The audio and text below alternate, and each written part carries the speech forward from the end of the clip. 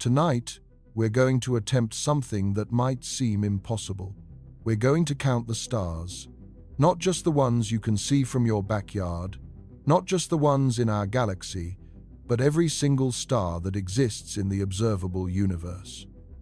And by the end of tonight, you're going to understand why this number is so incomprehensibly large that it fundamentally changes how you see reality itself. Before we get started, if you love exploring the depths of space as much as we do, take a second to like the video or subscribe. It's a simple action, but it helps this channel reach more curious minds like yours. Now, let's begin. Look up at the night sky on a clear evening, far from the light pollution of cities. Count the stars you can see. Go ahead, try it. You might count a few hundred, maybe a couple thousand if you have exceptional eyesight and perfect conditions. That number feels significant. It feels vast. But here's the thing that should fundamentally reshape your perception of the cosmos. Those few thousand stars you can see with your naked eye represent approximately 0.0000001% of the stars in the observable universe.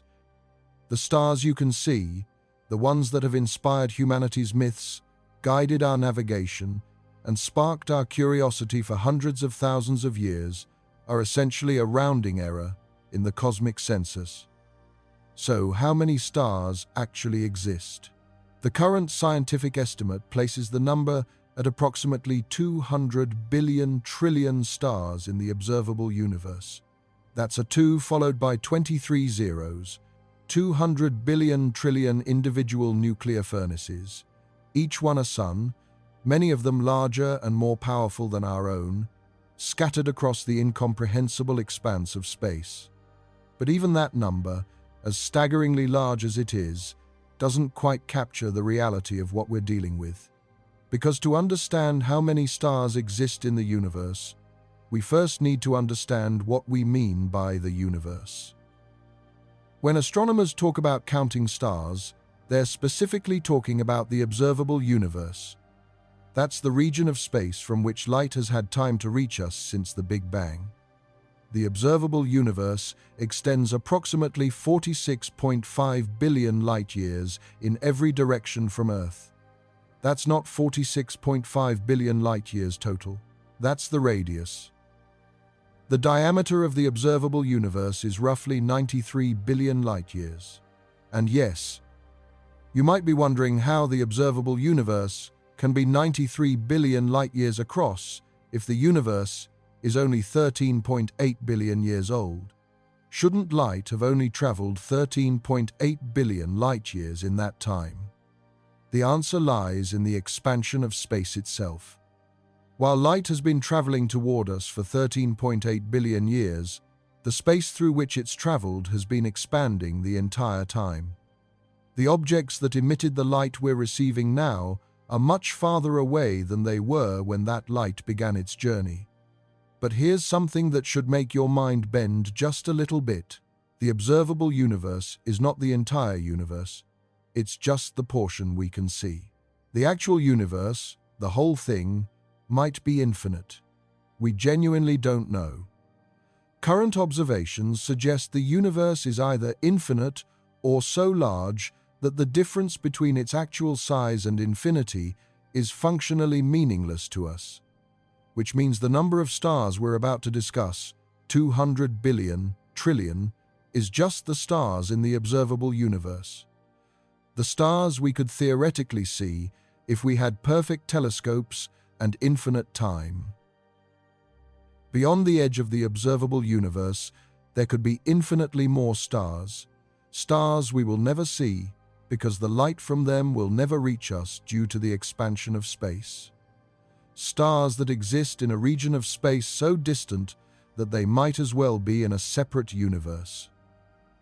So when we say there are 200 billion trillion stars in the universe, what we really mean is there are at least that many in the portion we can observe, and potentially infinitely more beyond that horizon. Keep that in mind as we explore this number, because it's going to get even more overwhelming. So, how do astronomers actually arrive at this number? How do you count 200 billion trillion of anything, let alone objects scattered across 93 billion light-years of space? Obviously, nobody is sitting there with a cosmic clicker tallying up stars one by one. The process is more clever than that, involving a combination of careful observation, statistical analysis, and elegant mathematical reasoning. It starts with counting galaxies.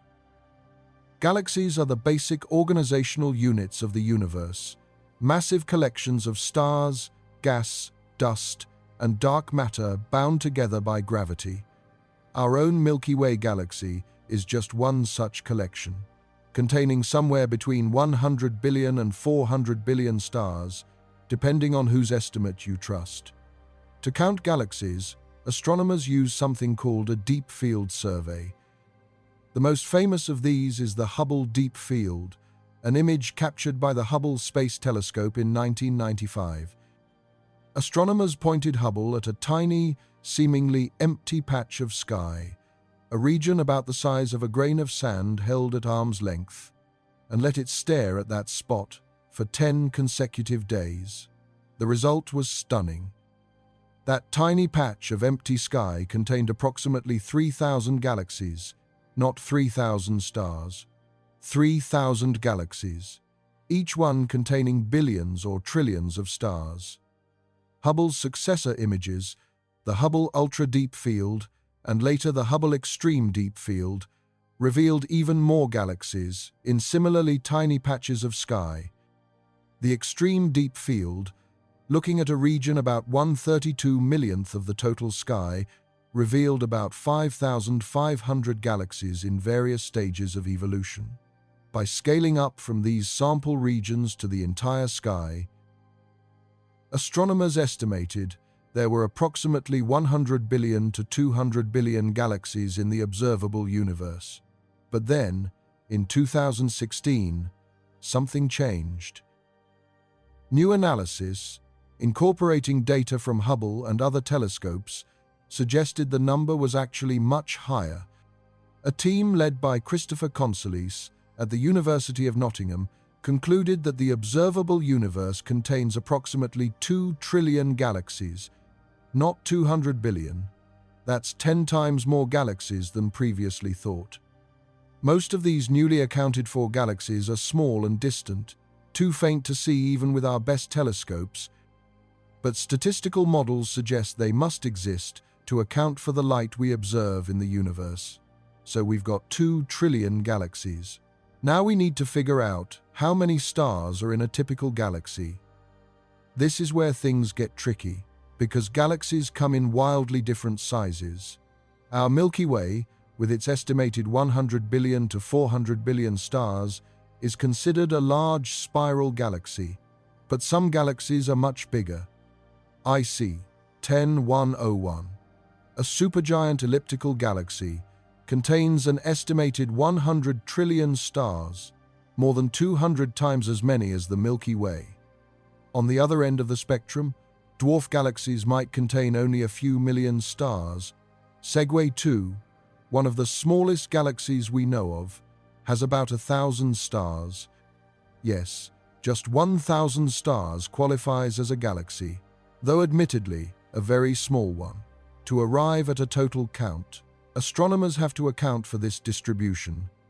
They can't just multiply the number of galaxies by the number of stars in the Milky Way, because that would give an inaccurate result. Instead, they use statistical models based on observations of many different galaxies. They categorize galaxies by type, spiral, elliptical, irregular, and by size, then estimate the average number of stars in each category. The current consensus, based on these models, suggests there are roughly 100 billion stars per galaxy on average.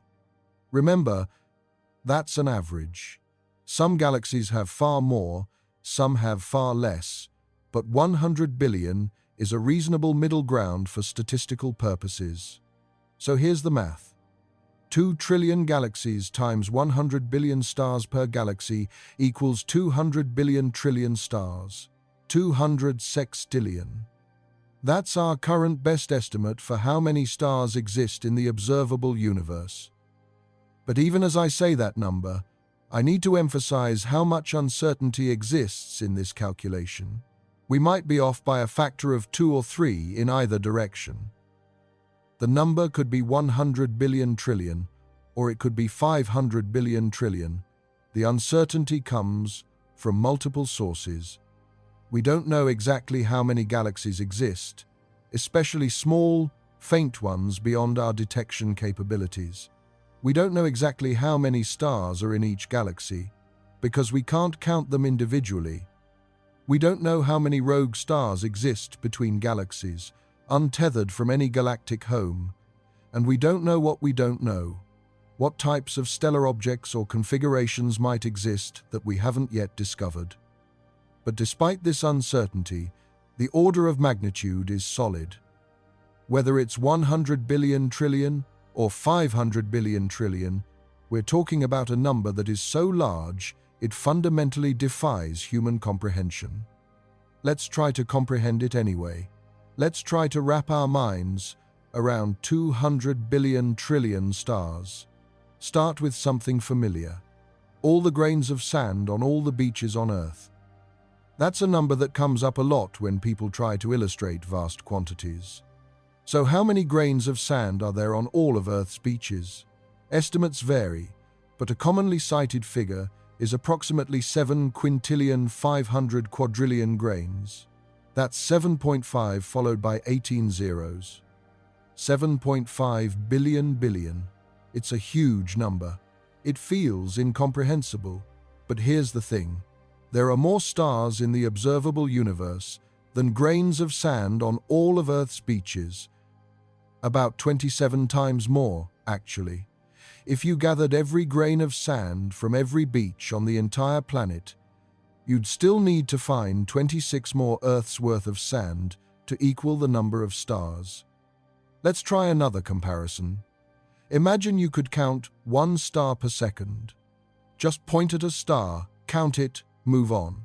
1 per second seems reasonable, right? If you started counting stars at that rate, 1 per second, never stopping to sleep or eat or rest, how long would it take you to count all 200 billion trillion stars? 6.3 billion years.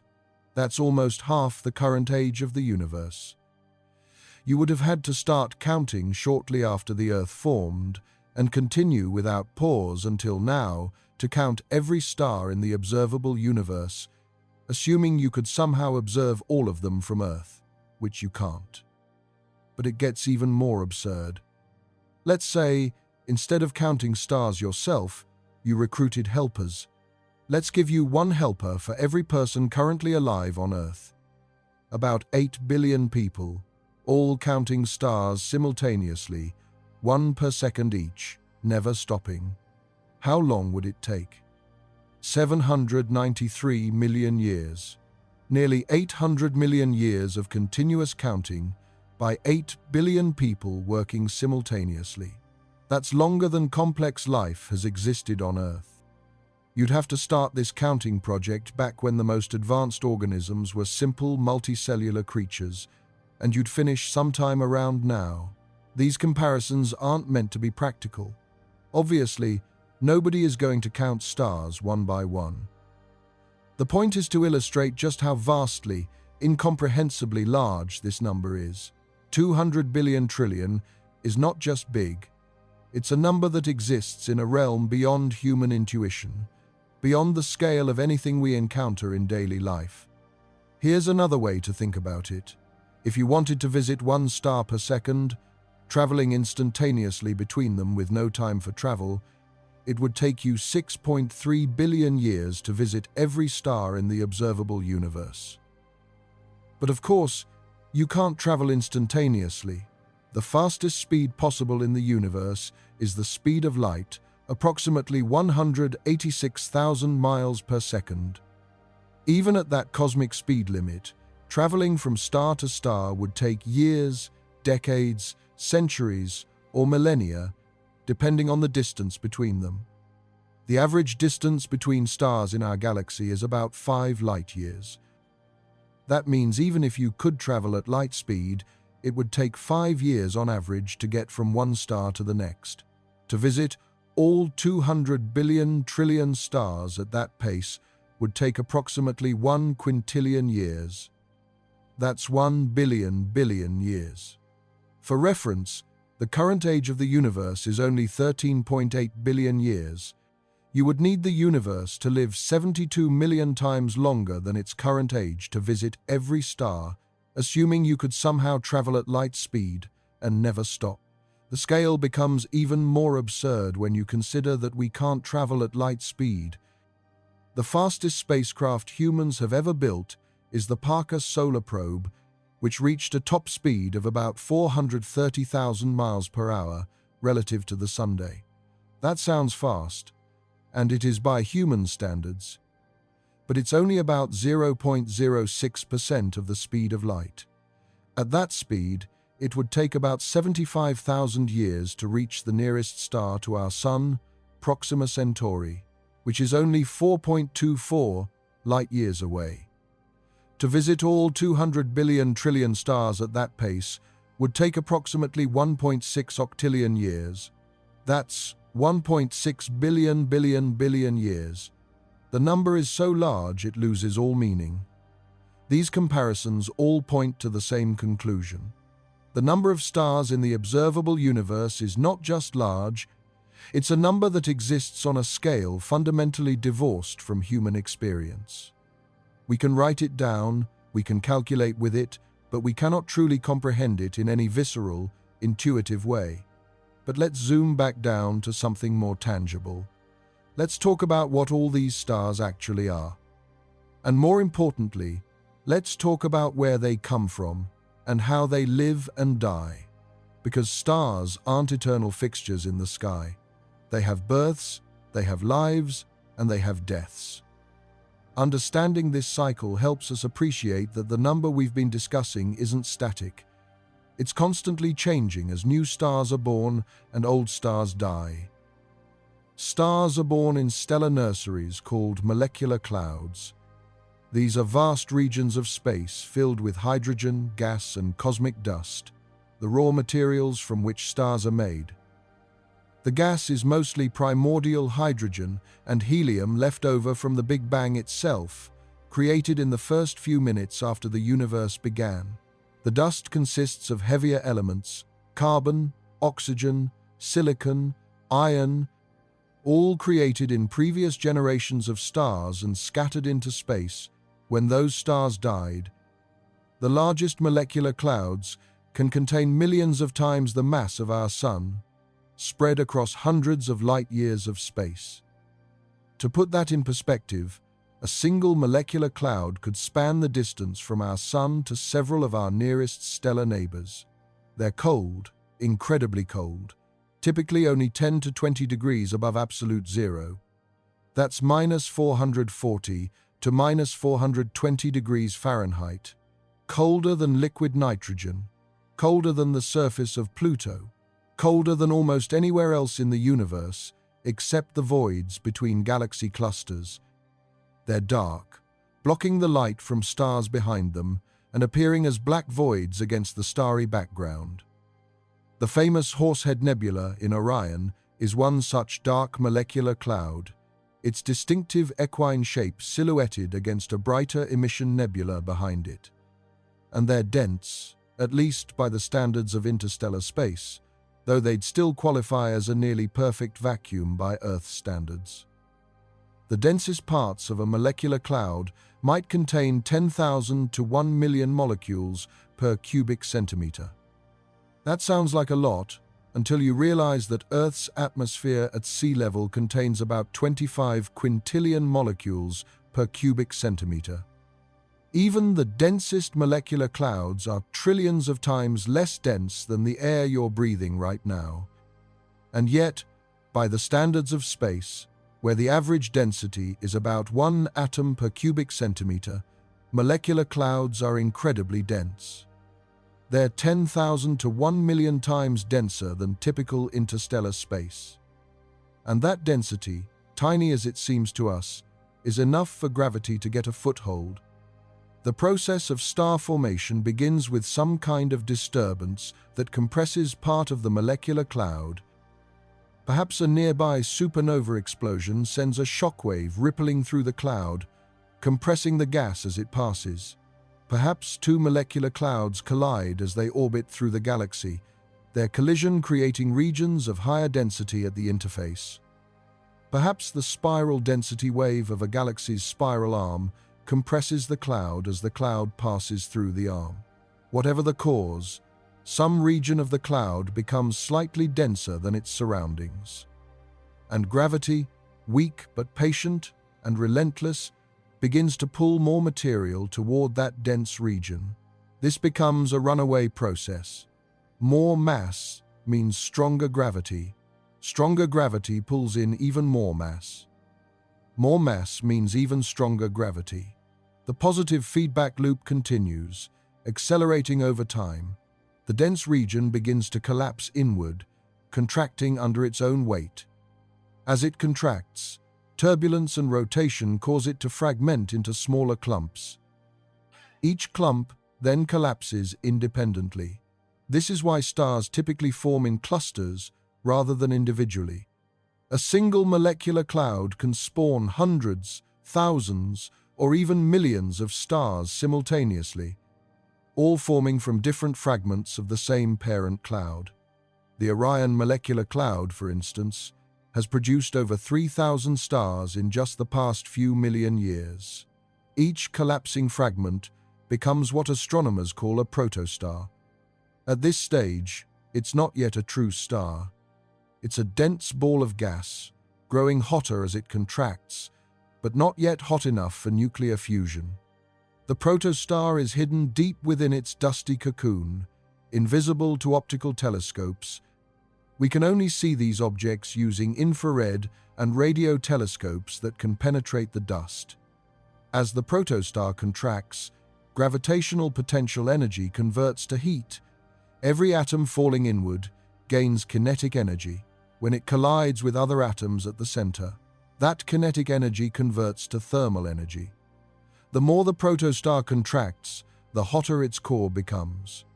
The temperature climbs from hundreds of degrees to thousands, then tens of thousands, then millions. At 1,000,000 degrees, the protostar begins to glow brightly in infrared light. The protostar is also rotating, because any slight rotation in the original cloud fragment gets amplified as the protostar contracts. It's conservation of angular momentum, the same principle that makes a figure skater spin faster when they pull their arms in. This rotation is crucial because it prevents all the material from falling directly onto the protostar. Instead, material forms a disk around the equator, an accretion disk of gas and dust spiraling slowly inward. This is the same type of disk that forms around black holes and around young planets, though on different scales. Material in the accretion disk gradually loses angular momentum through friction and magnetic interactions, allowing it to spiral inward and eventually fall onto the growing protostar. The protostar also launches jets from its magnetic poles, narrow beams of material shooting outward at hundreds of miles per second. These jets, powered by complex magnetic field interactions, help remove excess angular momentum from the system. Without the jets, too much angular momentum would build up and prevent material from falling onto the protostar. The protostar continues growing for hundreds of thousands of years, accreting material from its surrounding envelope and disk. Its mass increases. Its core temperature climbs higher and higher. And then, when the core reaches approximately 10 million degrees Kelvin, something extraordinary happens. Hydrogen fusion ignites. At these extreme temperatures and pressures, hydrogen nuclei, which are just single protons, move fast enough and are compressed densely enough to overcome their natural electrical repulsion. Protons are positively charged, and like charges, repel. Under normal circumstances, protons never get close enough to interact with each other. The electromagnetic force pushes them apart long before they can touch. But at 10 million degrees and the crushing pressures in a collapsing protostellar core, quantum mechanics provides a loophole. Even though the protons don't have enough energy to classically overcome the repulsive barrier, quantum tunneling allows them to occasionally pass through it. The probability is small for any individual interaction, but with trillions upon trillions of protons colliding every second, fusion happens at a steady rate. 4 hydrogen nuclei combine through a series of reactions called the proton-proton chain to form one helium nucleus. The helium nucleus has slightly less mass than the 4 hydrogen nuclei that created it. About 0.7% of the mass vanishes in the process. That mass doesn't disappear, it converts to energy, according to Einstein's famous equation, E equals mc squared. Even a tiny amount of mass converts to enormous energy when multiplied by the speed of light squared. The fusion of just 1 kilogram of hydrogen releases about 630 quadrillion joules. That's roughly equivalent to the energy in 15 million tons of TNT. The atomic bomb dropped on Hiroshima released about 63 trillion joules. 1 kilogram of fusing hydrogen releases 10,000 times as much energy. And a star like our Sun is fusing about 600 million tons of hydrogen into helium every single second. That's the mass of about 40,000 Empire State Buildings converted to pure energy every second. The Sun has been doing this for 4.6 billion years and will continue for another 5 billion years. This energy, radiating outward from the core, creates pressure that pushes outward. That outward pressure perfectly balances the inward pull of gravity. The protostar reaches equilibrium. Gravity trying to crush it inward is balanced by radiation pressure pushing outward. The protostar is now a star. It settles onto what astronomers call the main sequence, a long period of stable hydrogen burning that will last for most of the star's lifetime. Our Sun has been in this equilibrium state for 4.6 billion years and will remain in it for another 5 billion years. During all that time, it's been maintaining a perfect balance. Any slight perturbation is self-correcting through negative feedback. If fusion temporarily produces a bit more energy, the core heats up slightly and expands. The expansion reduces the core density and pressure, which slows the fusion rate back down. If fusion temporarily slows, the core cools slightly and contracts. The contraction increases density and pressure, speeding fusion back up. This automatic thermostat keeps stars stable for billions of years. But not all stars form at the same rate or in the same way. Star formation happens in bursts, in localized regions where conditions are just right. The Orion Nebula, one of the most studied star-forming regions in the galaxy, gives us a window into this process. It's located about 1,344 light-years away, close enough that we can study it in extraordinary detail. To the naked eye, it appears as a fuzzy patch in Orion's sword, just below the 3 stars of Orion's belt. Through a telescope, it resolves into a complex tapestry of glowing gas, dark dust lanes, and brilliant young stars. The nebula is only about 24 light-years across, tiny by galactic standards, and yet it's actively producing hundreds of new stars right now as we speak.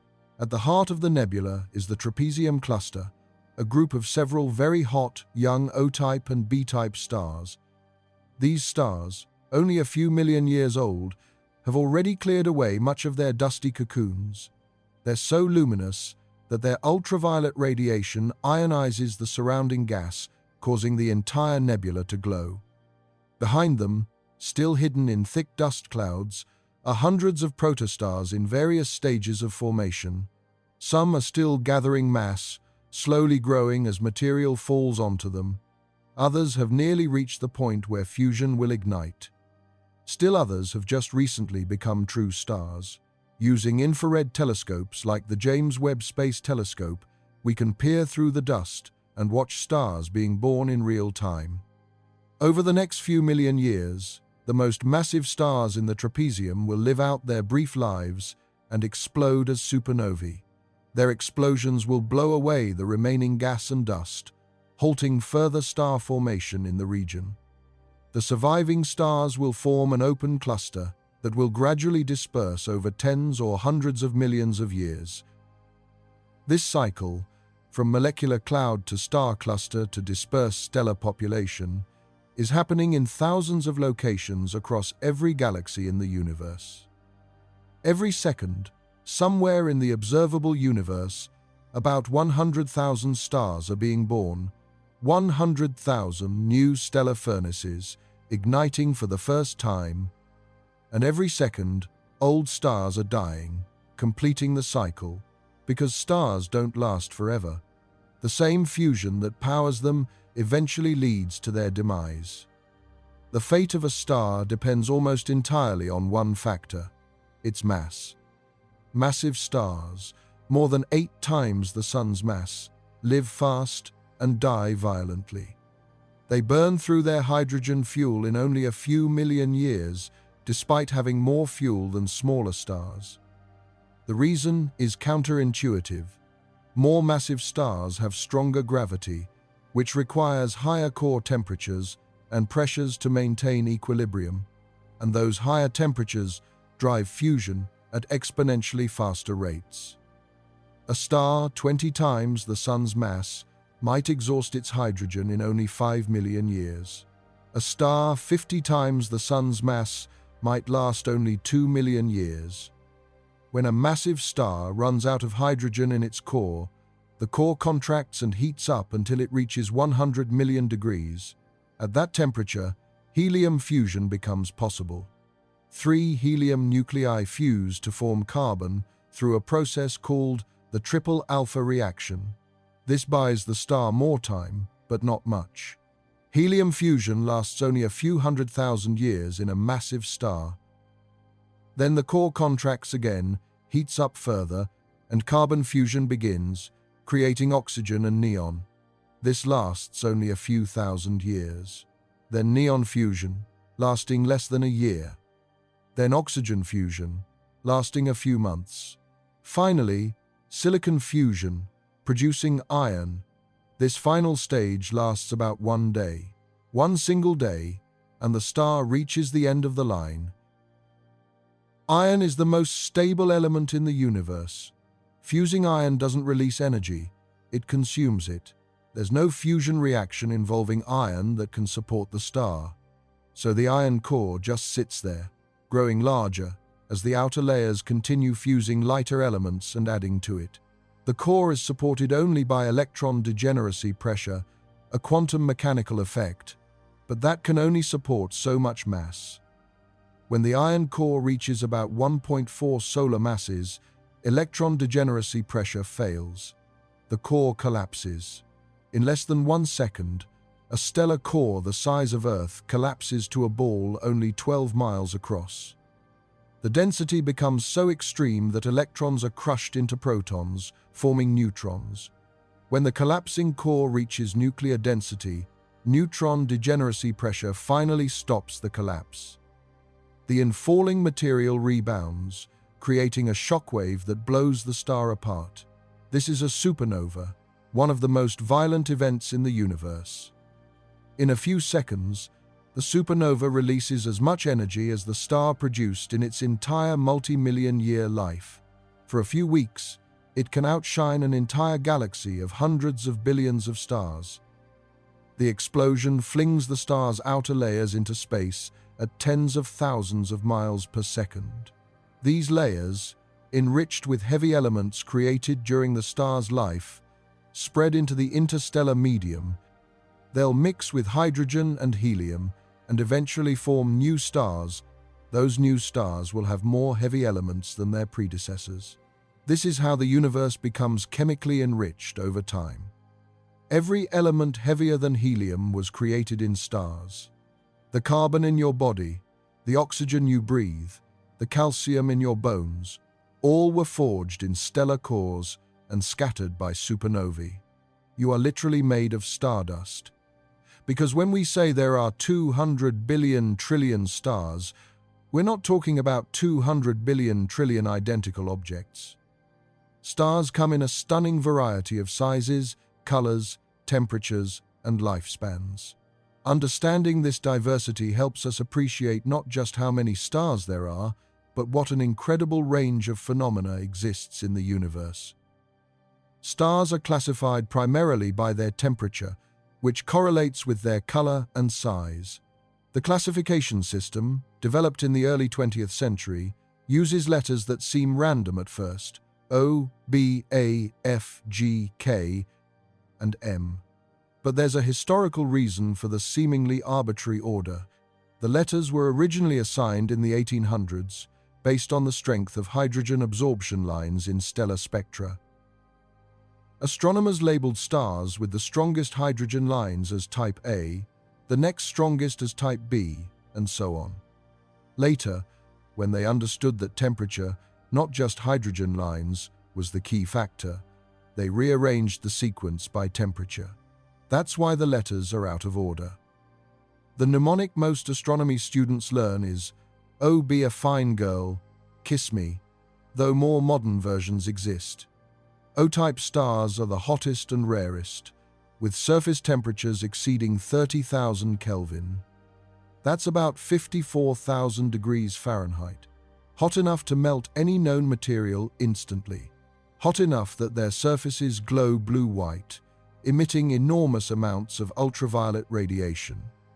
These stars are absolutely massive, typically more than 16 times the mass of our Sun, often much more.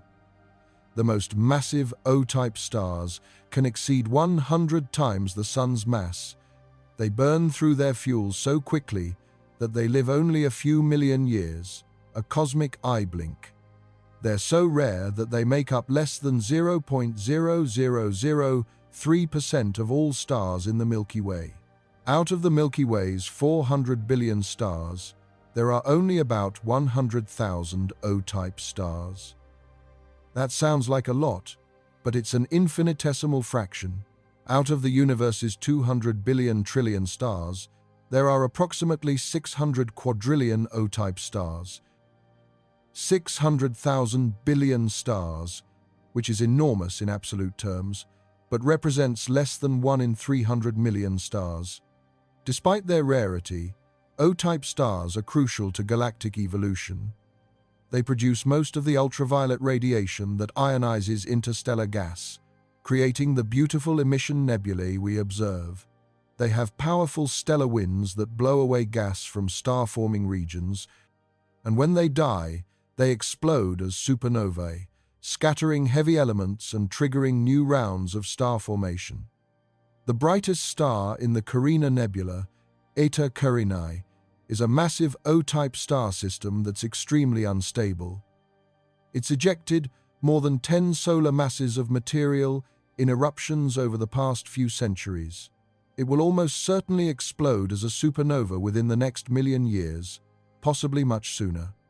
B-type stars are also very hot, with temperatures between 10,000 and 30,000 Kelvin. They appear blue-white and are still quite massive, typically between 2 and 16 times the Sun's mass. They're more common than O-type stars, but still relatively rare, making up about 0.13% of stars in our galaxy. Rigel, the bright blue-white star marking Orion's left foot, is a B-type supergiant. Despite being about 860 light-years away, it's one of the brightest stars in Earth's night sky. It's about 120,000 times more luminous than our Sunday.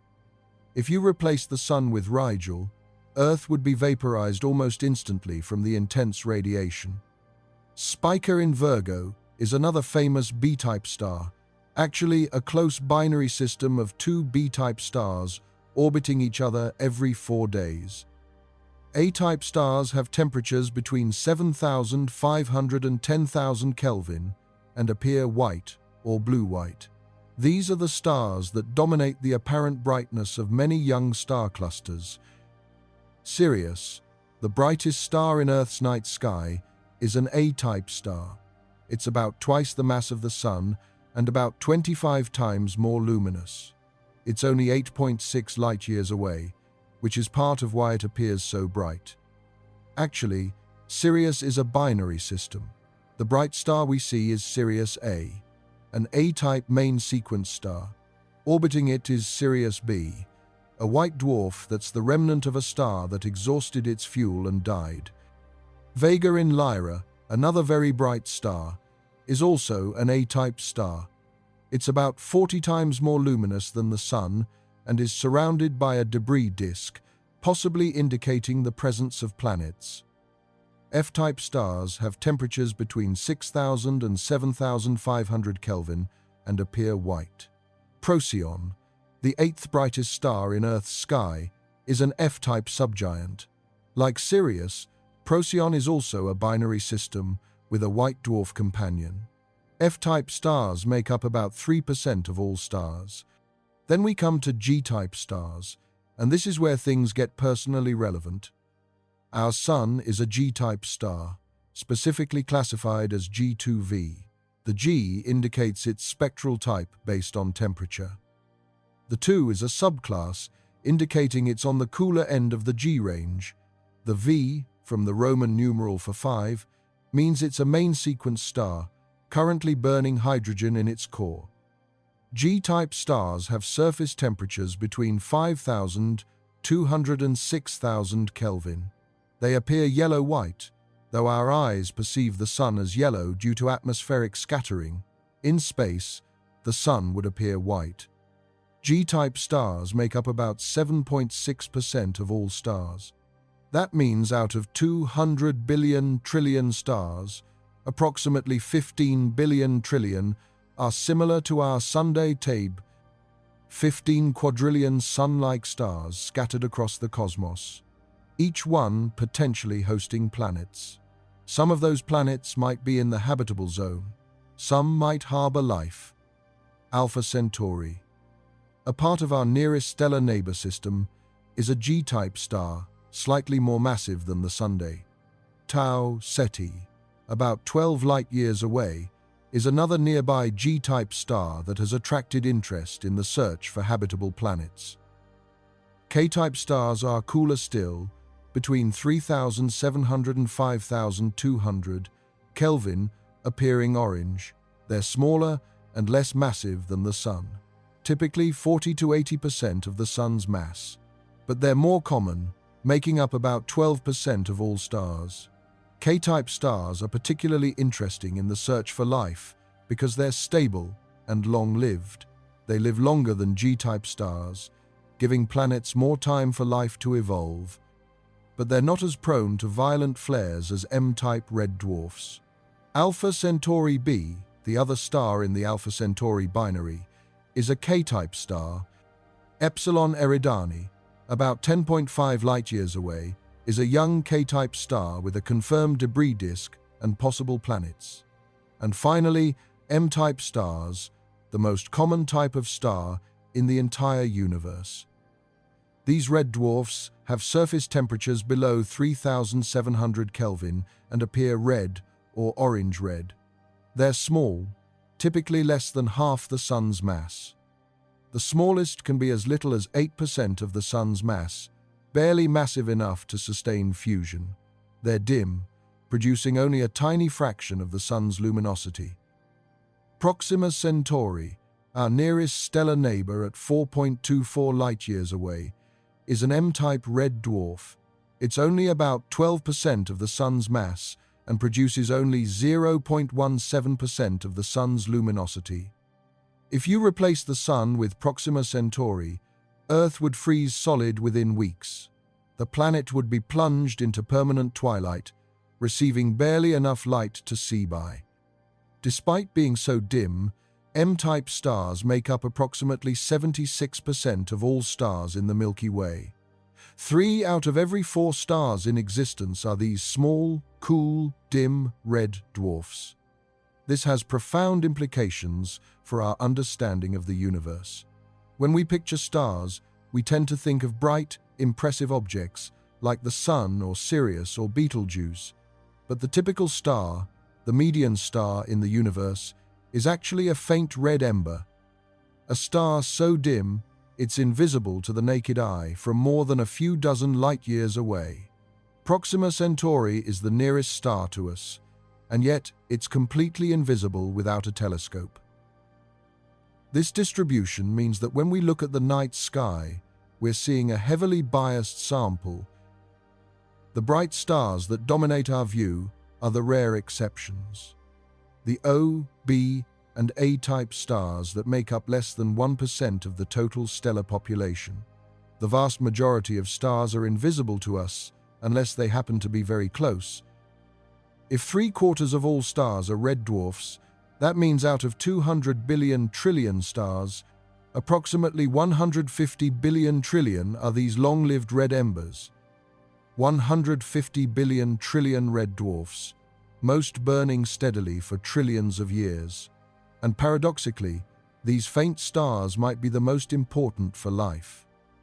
Their longevity gives planets orbiting them immense amounts of time for evolution. Earth has had complex life for only about 600 million years. Red dwarf planets could have trillions of years. And because red dwarfs are so common, there are vastly more potential habitable planets around them than around sun-like stars.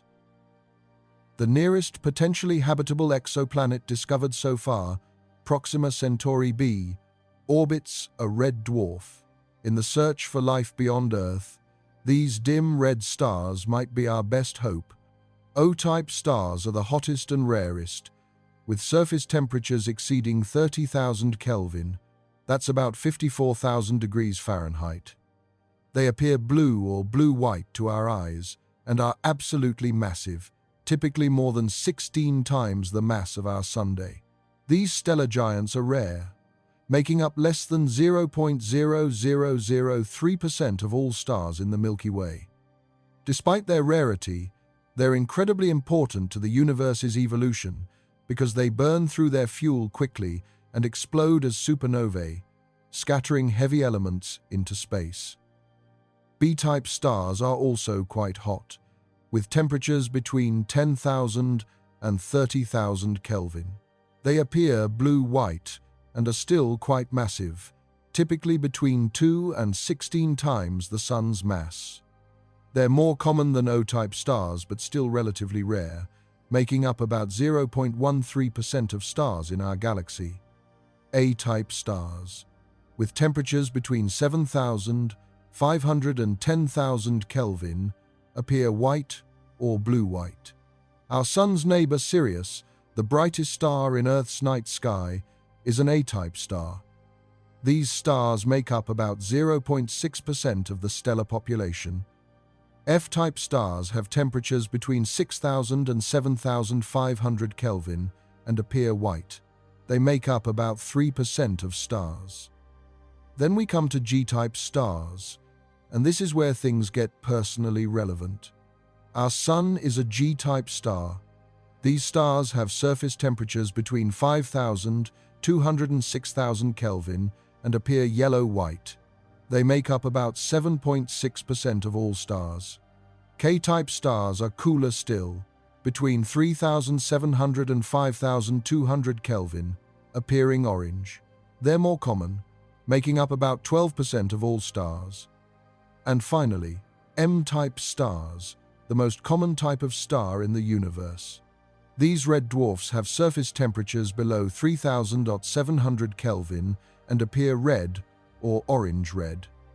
They make up approximately 76% of all stars in the Milky Way. Think about that for a moment. 3 out of every 4 stars in the universe are small, cool, red dwarfs. When we picture stars, we often think of bright, luminous objects like our Sunday. But the typical star in the universe is actually much smaller and dimmer than our Sun, a faint red ember that could burn for trillions of years. This distribution has profound implications for the total count.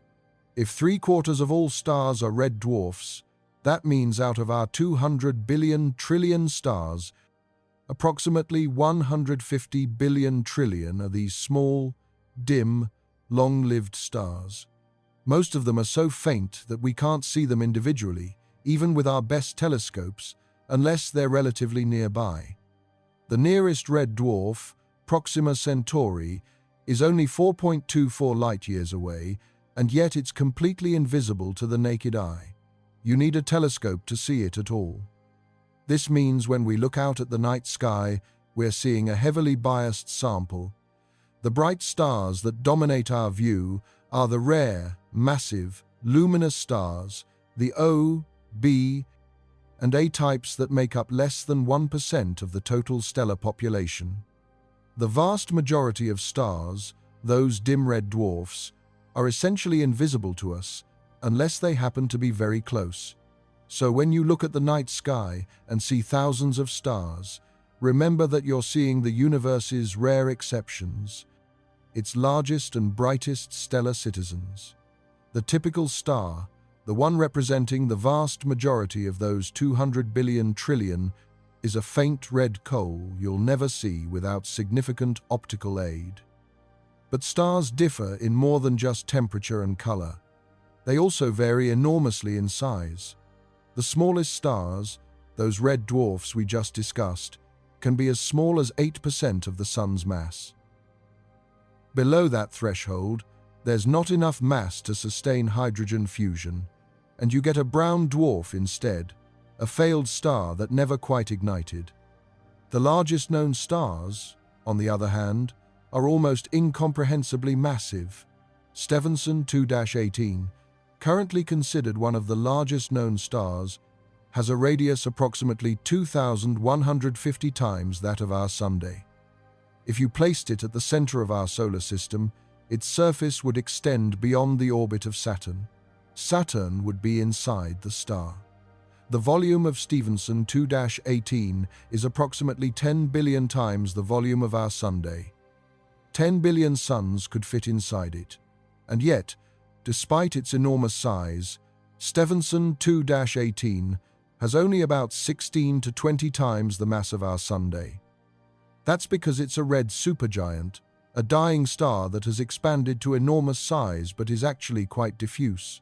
Its outer layers are so tenuous that they're closer to a vacuum than anything we'd recognize as solid matter. UY Scuti, another red supergiant, is also a contender for the largest known star. Its radius is uncertain, but estimates place it at roughly 1,700 times the Sun's radius. Again, if you put it where our Sun is, it would engulf everything out to Jupiter's orbit. These hypergiant stars are incredibly rare.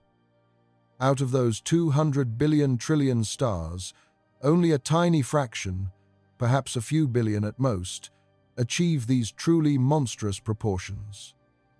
Most stars, remember, are small red dwarfs.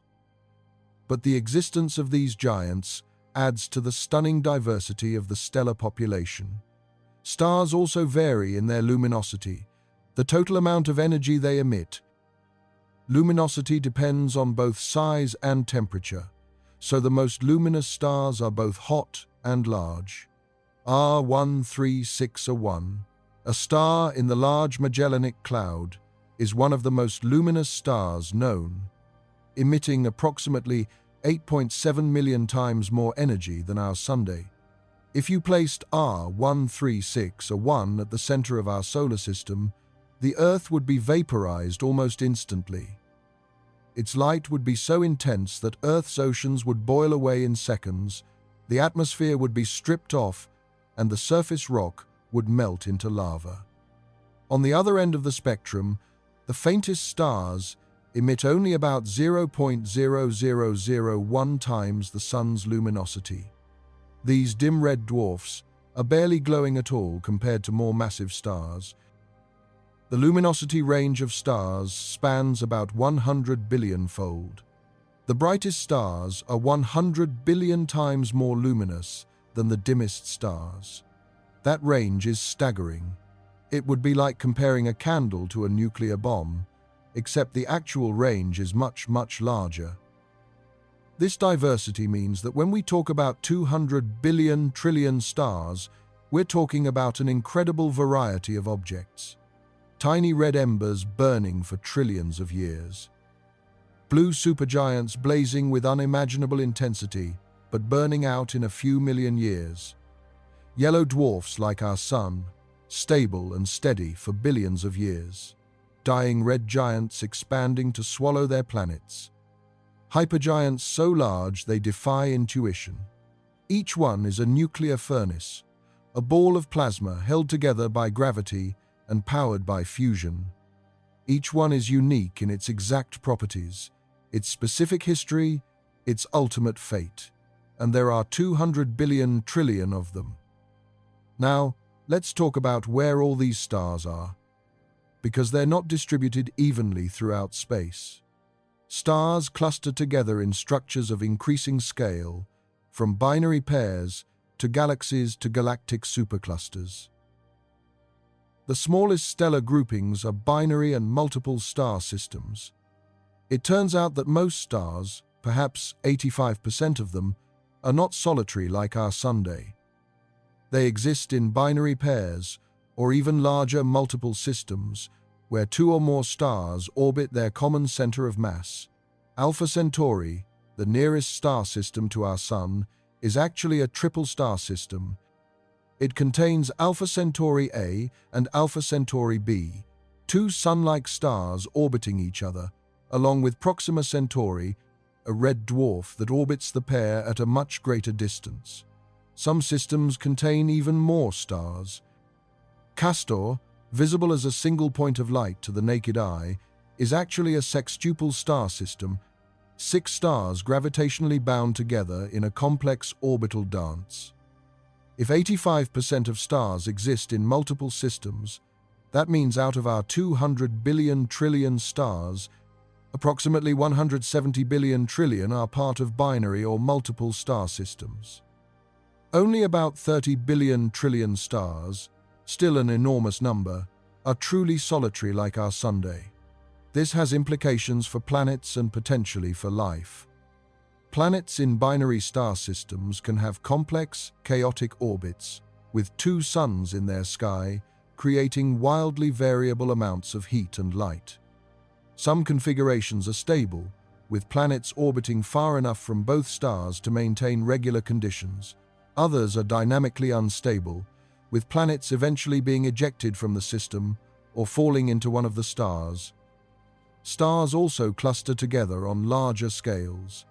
Open clusters are loose collections of a few hundred to a few thousand stars that form together from the same giant molecular cloud. They're relatively young and will eventually disperse as their stars drift apart over millions of years. The Pleiades, also known as the Seven Sisters, is a famous open cluster visible from Earth. It contains over 1,000 stars, all born from the same cloud of gas and dust about 100 million years ago. Globular clusters are much larger and more tightly packed.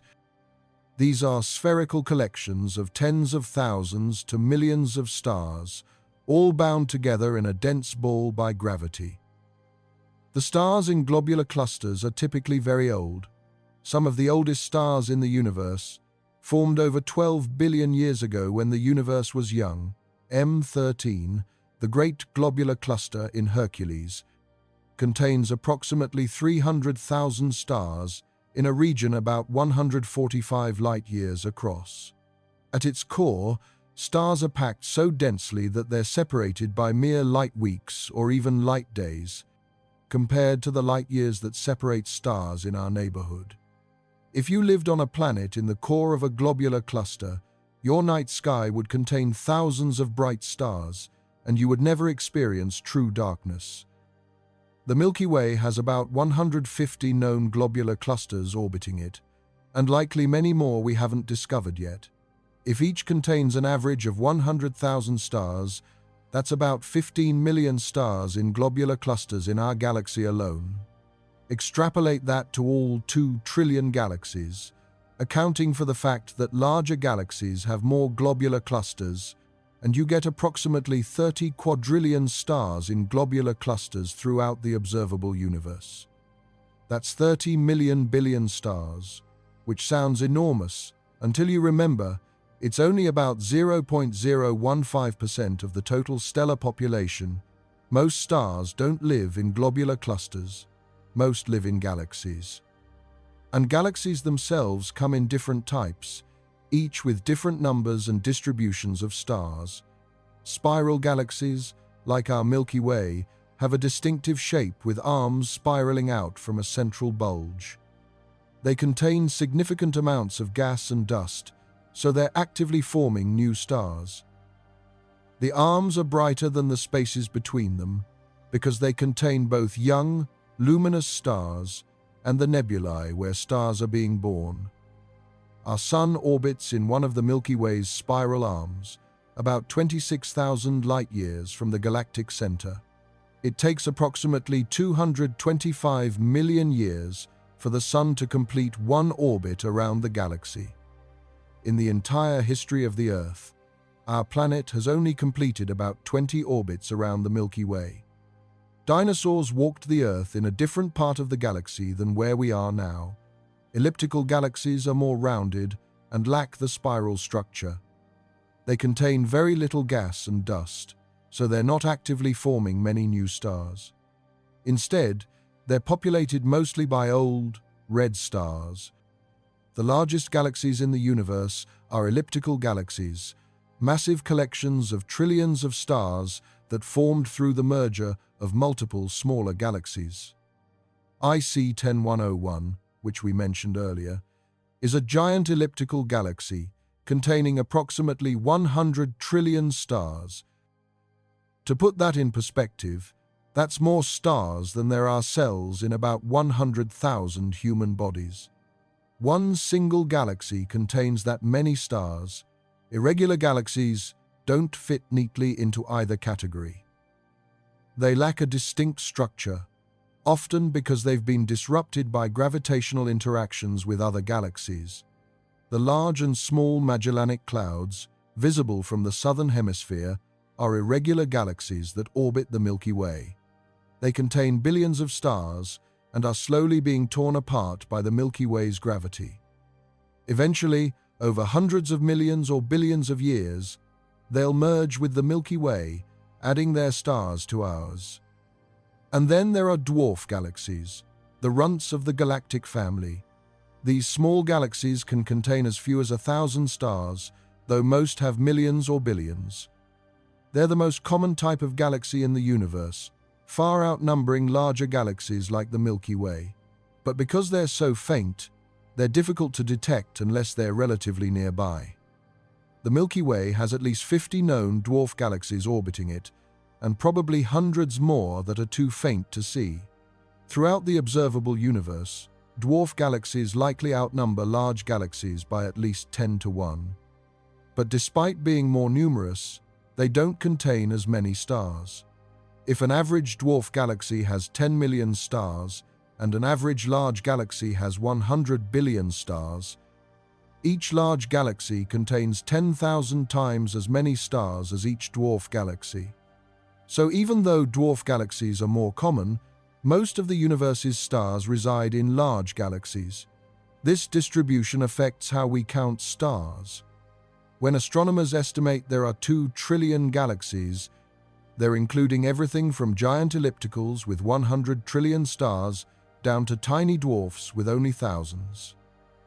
The average of 100 billion stars per galaxy accounts for this distribution, weighted toward the fact that while dwarf galaxies are common, they don't contribute many stars to the total.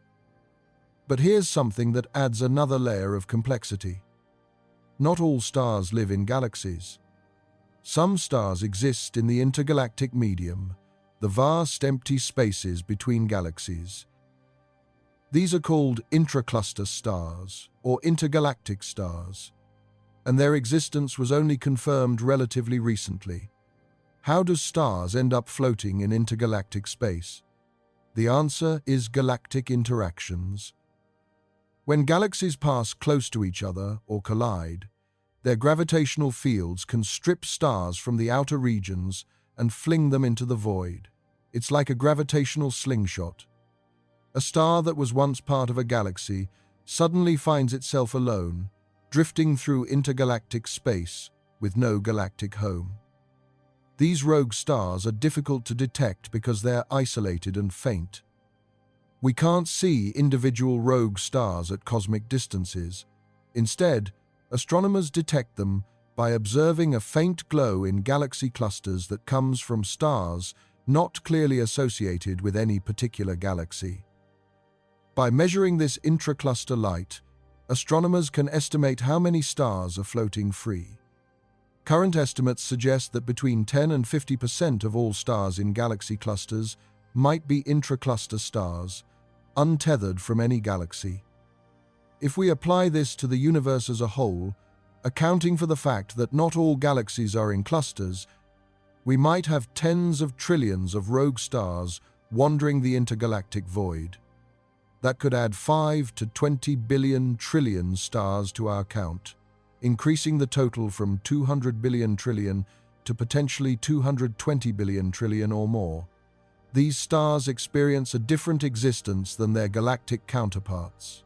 Without a galaxy's gravitational structure to orbit, they drift relatively freely through space, separated from any other stars by vast distances. If such a star had planets, which is possible, those planets would have an unimaginably dark night sky. No band of the Milky Way stretching overhead, no nearby stars forming familiar constellations, just a few distant galaxies, faint smudges of light separated by endless darkness. It would be, in a very real sense, the loneliest place in the universe. And yet tens of billions of trillions of stars might exist in these conditions, cast out from their galactic homes to wander the void. So we've established the number, 200 billion trillion stars, give or take. We've explored the uncertainty in that number. We've tried to comprehend its magnitude. We've examined the diversity of stars and where they're located. But now let's address a different kind of question. What does this number mean? Why does it matter that there are 200 billion trillion stars rather than, say, 1 trillion or 1 quadrillion? One answer is about perspective and possibility. Understanding the sheer number of stars in the universe fundamentally changes how we see our place in it and what might exist beyond Earth. Every star is a sun, a potential center of a solar system, a possible home to worlds we can barely imagine. 200 billion trillion opportunities for planetary systems to exist.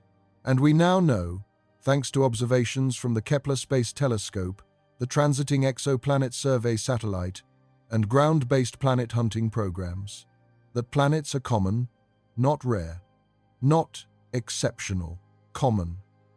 Most stars have planets. The current data suggests that on average, every star has at least one planet, probably more. Some stars have 7 or 8 known planets.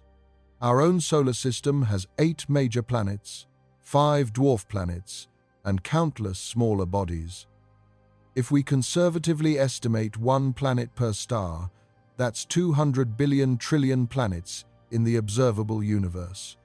200 billion trillion worlds scattered across space.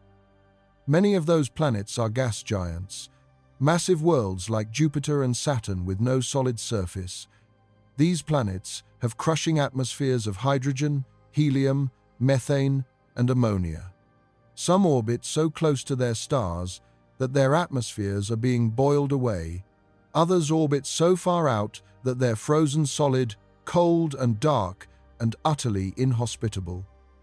But some fraction of those 200 billion trillion planets are rocky worlds like Earth, terrestrial planets with solid surfaces made primarily of rock and metal. And some fraction of those rocky worlds orbit in what astronomers call the habitable zone or Goldilocks zone. The habitable zone is the range of distances from a star where the temperature is just right for liquid water to exist on a planet's surface. Not so close that water boils away, not so far that water freezes solid. Just right for liquid water, the essential ingredient for life as we know it. For a Sun-like G-type star, the The habitable zone extends from about 0.9 to 1.5 astronomical units from the star. Earth orbits at 1 astronomical unit, right in the middle. Venus orbits at 0.72 AU, too close, resulting in a runaway greenhouse effect. Mars orbits at 1.52 AU, near the outer edge, too cold now, though it might have been warmer billions of years ago. For smaller, cooler red dwarf stars, the habitable zone is much closer, perhaps 0.1 to 0.2 AU. For larger, hotter stars, it's farther out.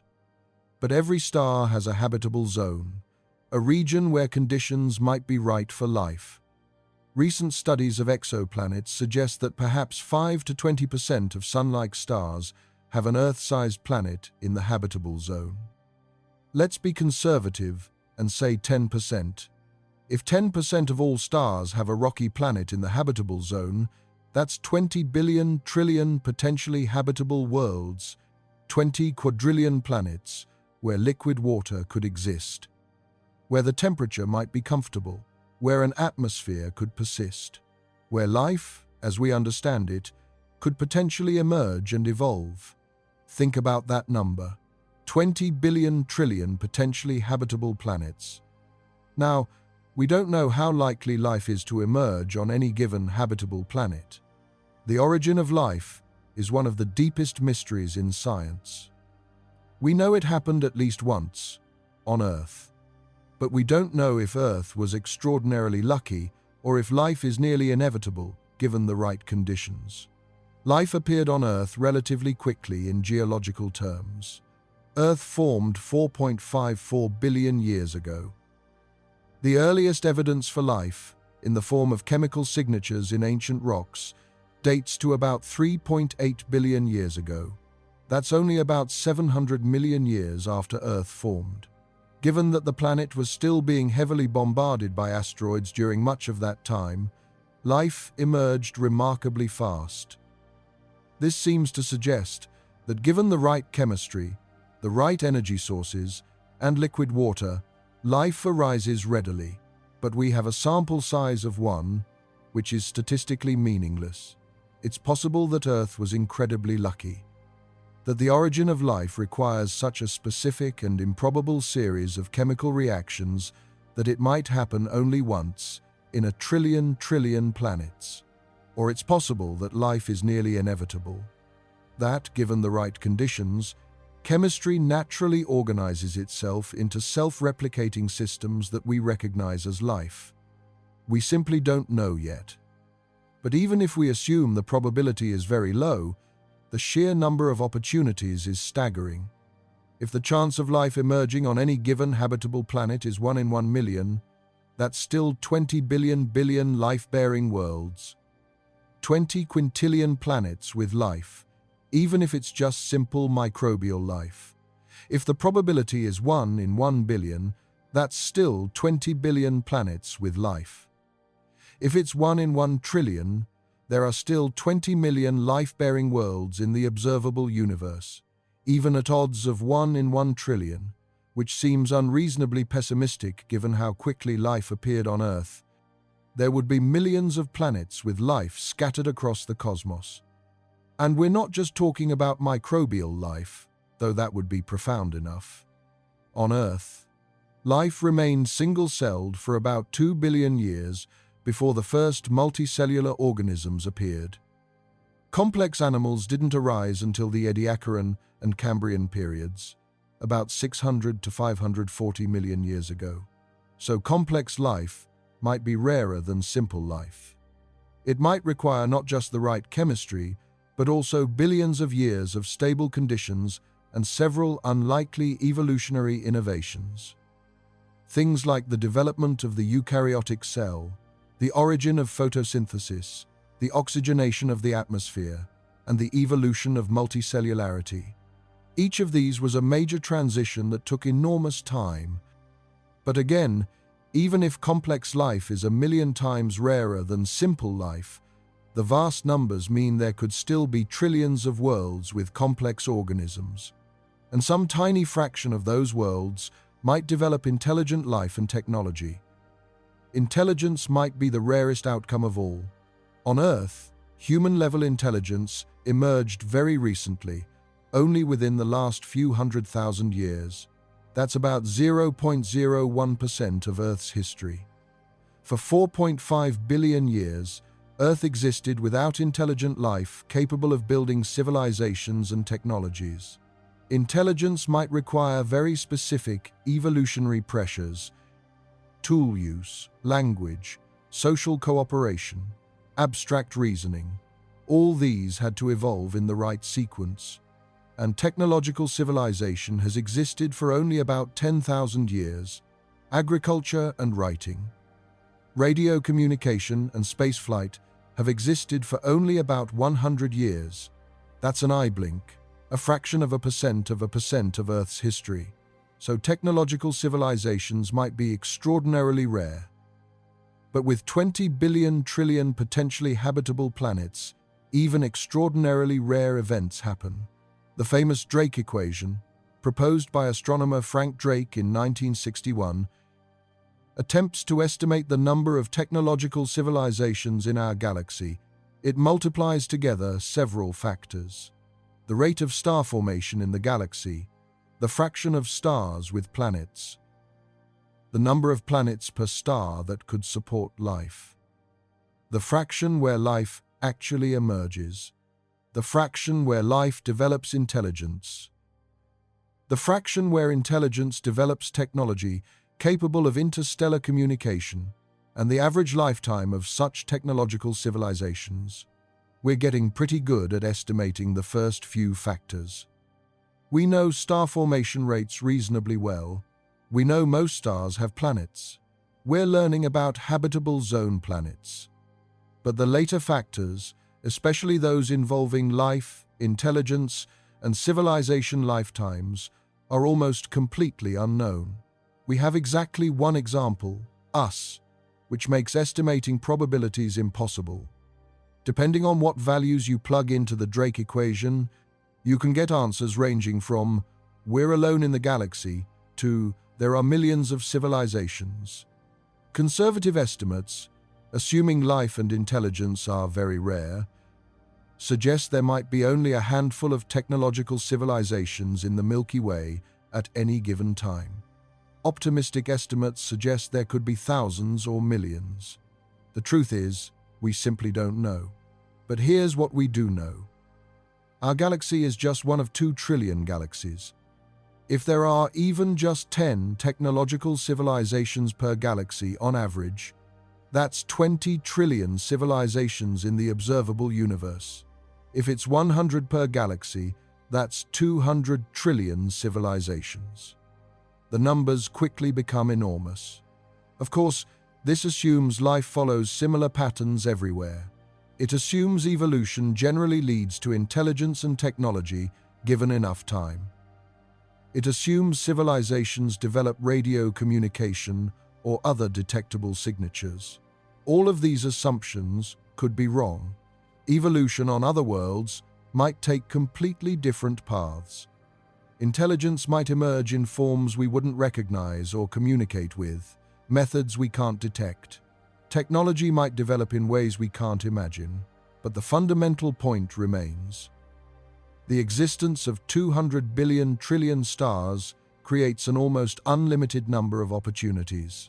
Opportunities for planets, opportunities for chemistry, opportunities for life, opportunities for intelligence, opportunities for civilizations. Even if each individual opportunity has a vanishingly small probability of success, when you multiply by 200 billion trillion, the result is significant. There are likely countless worlds with life out there, worlds where evolution has taken different paths, creating organisms unlike anything on Earth, worlds where intelligent beings might be asking the same questions we're asking, looking up at their night sky, counting their stars, wondering if they're alone. Some of those civilizations might be far more advanced than us, having had millions or billions of years more time to develop. They might have technologies we can barely conceive of. They might have solved problems we haven't even recognized yet. Others might be less advanced, still in their equivalent of our Stone Age or Bronze Age. Still others might have risen and fallen, leaving only ruins and faint signals scattered across their solar systems. The universe might be full of life at various stages of development, scattered across those 200 billion trillion stellar systems. And yet, despite the probabilities suggesting we're not alone, we haven't found anyone yet. This is the Fermi paradox, named after physicist Enrico Fermi. If intelligent life and technological civilizations are common, where is everybody? Why haven't we detected any signals? Why haven't we been visited? There are many proposed solutions. Perhaps space is just too vast and civilizations too far apart. The nearest civilization might be thousands or millions of light years away, too distant for communication.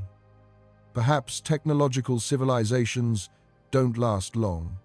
They might destroy themselves through war, environmental collapse, or technological disasters. Perhaps intelligence is far rarer than we think. Perhaps we're among the first civilizations to arise. Perhaps advanced civilizations deliberately avoid contact with less developed ones. Perhaps they use communication methods we haven't discovered yet. Perhaps they're here but hiding. Or perhaps we really are alone, the only technological civilization in the observable universe. That seems unlikely given the numbers, but it's possible. We don't know. But the search continues. SETI, the search for extraterrestrial intelligence, monitors the skies for radio signals from other civilizations.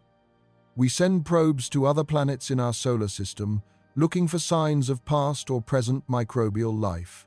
We study exoplanets, trying to detect biosignatures in their atmospheres. The search has found nothing conclusive yet, but we've barely started looking. We've examined only a tiny fraction of the observable universe. We've studied only a handful of the billions of potentially habitable planets. The absence of evidence is not evidence of absence, especially when we've barely begun to look. The fact that there are 200 billion trillion stars means the search space is almost incomprehensibly vast. We could search for centuries and still have examined only a minuscule fraction of possible locations. But every star we examine, every planet we study, every signal we analyze brings us one step closer to answering one of humanity's deepest questions. Are we alone? The number of stars suggests the answer is probably no. Somewhere out there, among those 200 billion trillion suns, there are almost certainly other worlds, other life, perhaps other minds, contemplating the same vastness we're contemplating. We just haven't found each other yet. The distances are too vast, the universe too large, the search too new, but the possibility exists, made real by the sheer abundance of stars. 200 billion trillion opportunities for something extraordinary to happen. And that changes everything about how we see ourselves and our place in the cosmos. 200 billion trillion opportunities for worlds to exist. We know now that planets are common. Observations from the Kepler Space Telescope and other planet-hunting missions have revealed that most stars have planets. The average is probably at least one planet per star, and likely more. If we conservatively estimate one planet per star, that's 200 billion trillion planets in the observable universe. Many of those planets are gas giants, Jupiter-like worlds inhospitable to life as we know it. But even if only 1% of planets are rocky, Earth-like worlds in their star's habitable zone, that's still 2 billion trillion potentially habitable planets. 2 billion trillion places where liquid water could exist, where chemistry could become biology, where life could emerge. Now, we don't know how likely life is to emerge on any given habitable planet. The origin of life might be extremely improbable, a freak accident of chemistry that happened once in the entire observable universe. Or it might be nearly inevitable, given the right conditions. We simply don't know. we have exactly one example, Earth, which is not enough data to draw conclusions. But even if the probability of life emerging on any given habitable planet is extremely low, the sheer number of opportunities is staggering. If the chance is 1 in 1 million, that's still 2 billion planets with life. If it's 1 in 1 billion, that's still 2 billion planets with life in the observable universe. Even if the odds are 1 in 1 trillion, which seems unreasonably pessimistic given how quickly life appeared on Earth, that's still 2 million planets with life. And we're not just talking about microbial life, though that would be profound enough. Some fraction of those life-bearing worlds might develop complex life. Some might develop intelligence. Some might develop technological civilizations capable of asking the same questions we're asking. The famous Drake equation attempts to estimate the number of communicative civilizations in our galaxy by multiplying various probabilities together. The rate of star formation, the fraction with planets, the number of habitable planets per star, the fraction where life emerges, the fraction where intelligence develops, the fraction that develops technology capable of communication, and how long such civilizations last. We don't know most of these values with any precision, but given the sheer number of stars, even conservative estimates suggest there should be at least dozens, probably hundreds or thousands, of technological civilizations in our galaxy alone. Extrapolate that to 2 trillion galaxies, and the number of civilizations in the observable universe could be in the billions or trillions. Of course, this assumes life follows similar patterns everywhere, which might not be true, and it assumes that intelligent, technological civilizations are a natural outcome of evolution, which we can't confirm. But the point is that the enormous number of stars creates an enormous number of opportunities. The universe is not sterile. It's not empty. It's a vast arena full of potential. There's another implication of this number that's worth considering. The fact that there are 200 billion trillion stars means the universe is fundamentally a place of abundance, not scarcity. We live on one planet, orbiting one star in one galaxy. That galaxy contains 100 billion to 400 billion other stars, and that galaxy is one of 2 trillion galaxies. In this context, our Sun is not special. It's not unique. It's not even particularly remarkable. It's one star among 200 billion trillion, a middle-aged yellow dwarf of average size and luminosity. In the grand scheme of things, our Sun is utterly ordinary, and yet it's the center of our world. It's the source of the energy that powers life on Earth. It's the reason we exist. This creates a kind of cognitive dissonance. On one hand, we're insignificant, one planet among perhaps 200 billion trillion planets, orbiting one star among 200 billion trillion stars. On the other hand, we're here. We're conscious. We can contemplate these numbers. We can ask questions about our place in the cosmos. The fact that we can count the stars, even approximately, is itself remarkable. No other species on Earth, as far as we know, can do this. We've developed mathematics, built telescopes, launched satellites, and figured out how to count objects separated from us by billions of light years. That ability, that capacity for abstract thought and scientific inquiry, is rare. It might even be unique in our galaxy or our galactic neighborhood. So, while we're physically insignificant, one planet among countless trillions, we might be significant in another way. We might be among the rare instances where the universe has become conscious of itself, where matter has organized itself into brains capable of understanding the cosmos. This is sometimes called the anthropic principle, the observation that we can only observe the universe from a position where observers like us can exist. But it goes deeper than that. The universe is not just observable, it's comprehensible. The laws of physics are mathematical. They follow patterns we can understand. The universe didn't have to be this way. It could have been chaotic, lawless, impossible to understand, but it's not. And we, a species evolved on one tiny planet, have figured out much of how it works. We know why stars shine. We know how galaxies form.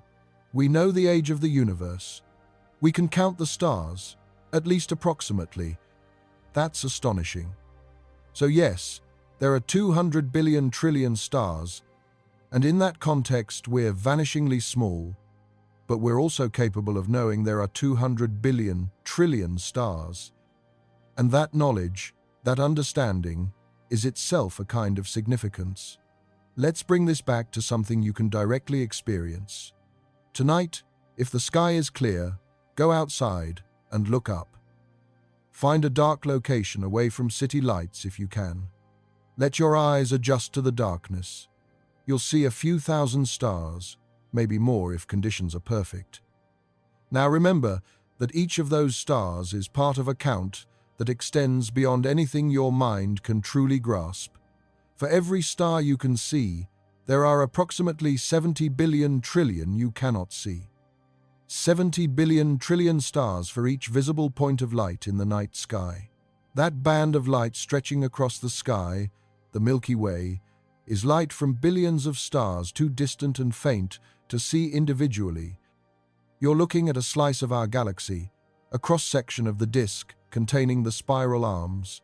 Our galaxy is approximately 100,000 light-years across, and we're about 26,000 light-years from its center. When you look at the Milky Way, you're seeing across tens of thousands of light-years of space through billions of stars. But our entire galaxy, vast as it is only one of 2 trillion. Most galaxies are too distant to see with the naked eye. Andromeda, our nearest large galactic neighbor, is barely visible as a faint smudge even under dark skies. It's 2.5 million light-years away. The light you see from Andromeda left that galaxy 2.5 million years ago, when early human ancestors were just beginning to use stone tools. And Andromeda, clearly visible with binoculars, is one of the closest galaxies to us. Most of the 2 trillion galaxies are billions of light-years away, completely invisible without large telescopes. The light from the most distant galaxies we can see has been traveling for over 13 billion years. It left those galaxies when the universe was only a few 100 million years old, long before the Sun or Earth existed. We're seeing them not as they are now, but as they were in the universe's distant past. Those galaxies have likely evolved, merged with other galaxies, formed new generations of stars. Some of the stars we're seeing in those distant galaxies have certainly died by now. They've gone supernova, created neutron stars or black holes, and scattered their matter back into space. But their light is still traveling toward us, carrying information about the universe's early history. This means that when we count 200 billion trillion stars, we're counting across both space and time. Some of those stars exist now, in the universe's present moment. Others existed in the past and have since died, but their light is still traveling through space, and we count them in our census. And still others are being born right now, condensing out of giant molecular clouds, igniting their nuclear furnaces for the first time. The count is dynamic, constantly changing. Every second, somewhere in the observable universe, stars are dying. Somewhere else, new stars are being born. The total number fluctuates, but the order of magnitude stays roughly the same. 200 billion trillion is the current snapshot, our best estimate of how many stars exist in the observable universe at this moment in cosmic history. So what happens to this number in the future? Will there always be 200 billion trillion stars? The answer is no. The universe is evolving, and the stellar population will change dramatically over time. Currently, stars are still being born at a significant rate across the universe. In the Milky Way, We form about 1 to 2 new stars per year on average. That might not sound like much, but multiply it by 2 trillion galaxies, and you get several trillion new stars being born every year across the observable universe. In absolute terms, that's an enormous number of new stars. But as a fraction of the existing 200 billion trillion stars, it's tiny. It would take hundreds of billions of years at the current rate to double the stellar population. And that's never going to happen because the rate of star formation is actually decreasing. Star formation requires gas, specifically cold hydrogen and helium, that can collapse under gravity to form new stars. Over time, this gas gets locked up in several ways. Some forms, stars, and never returns to the interstellar medium. Some gets locked up in stellar remnants, white dwarfs, neutron stars, and black holes. Some gets heated to such high temperatures by supernova explosions and supermassive black holes that it can't cool down and collapse. And some gets ejected from galaxies entirely by powerful galactic winds. The rate of star formation in the universe peaked about 10 to 11 billion years ago, roughly 3 billion years after the Big Bang. At that time, the universe was forming stars about 10 to 30 times faster than it does today. That was the era of peak star formation, when most of the stars that exist today were born. Since then, the rate has been steadily declining. Currently, the universe is forming stars at only about 3 to 5% of its historical peak rate. And that rate will continue to drop. Projections based on our understanding of galactic evolution suggest that star formation will decline exponentially over the next trillion years. In about 1 trillion years, most galaxies will have exhausted their star-forming gas.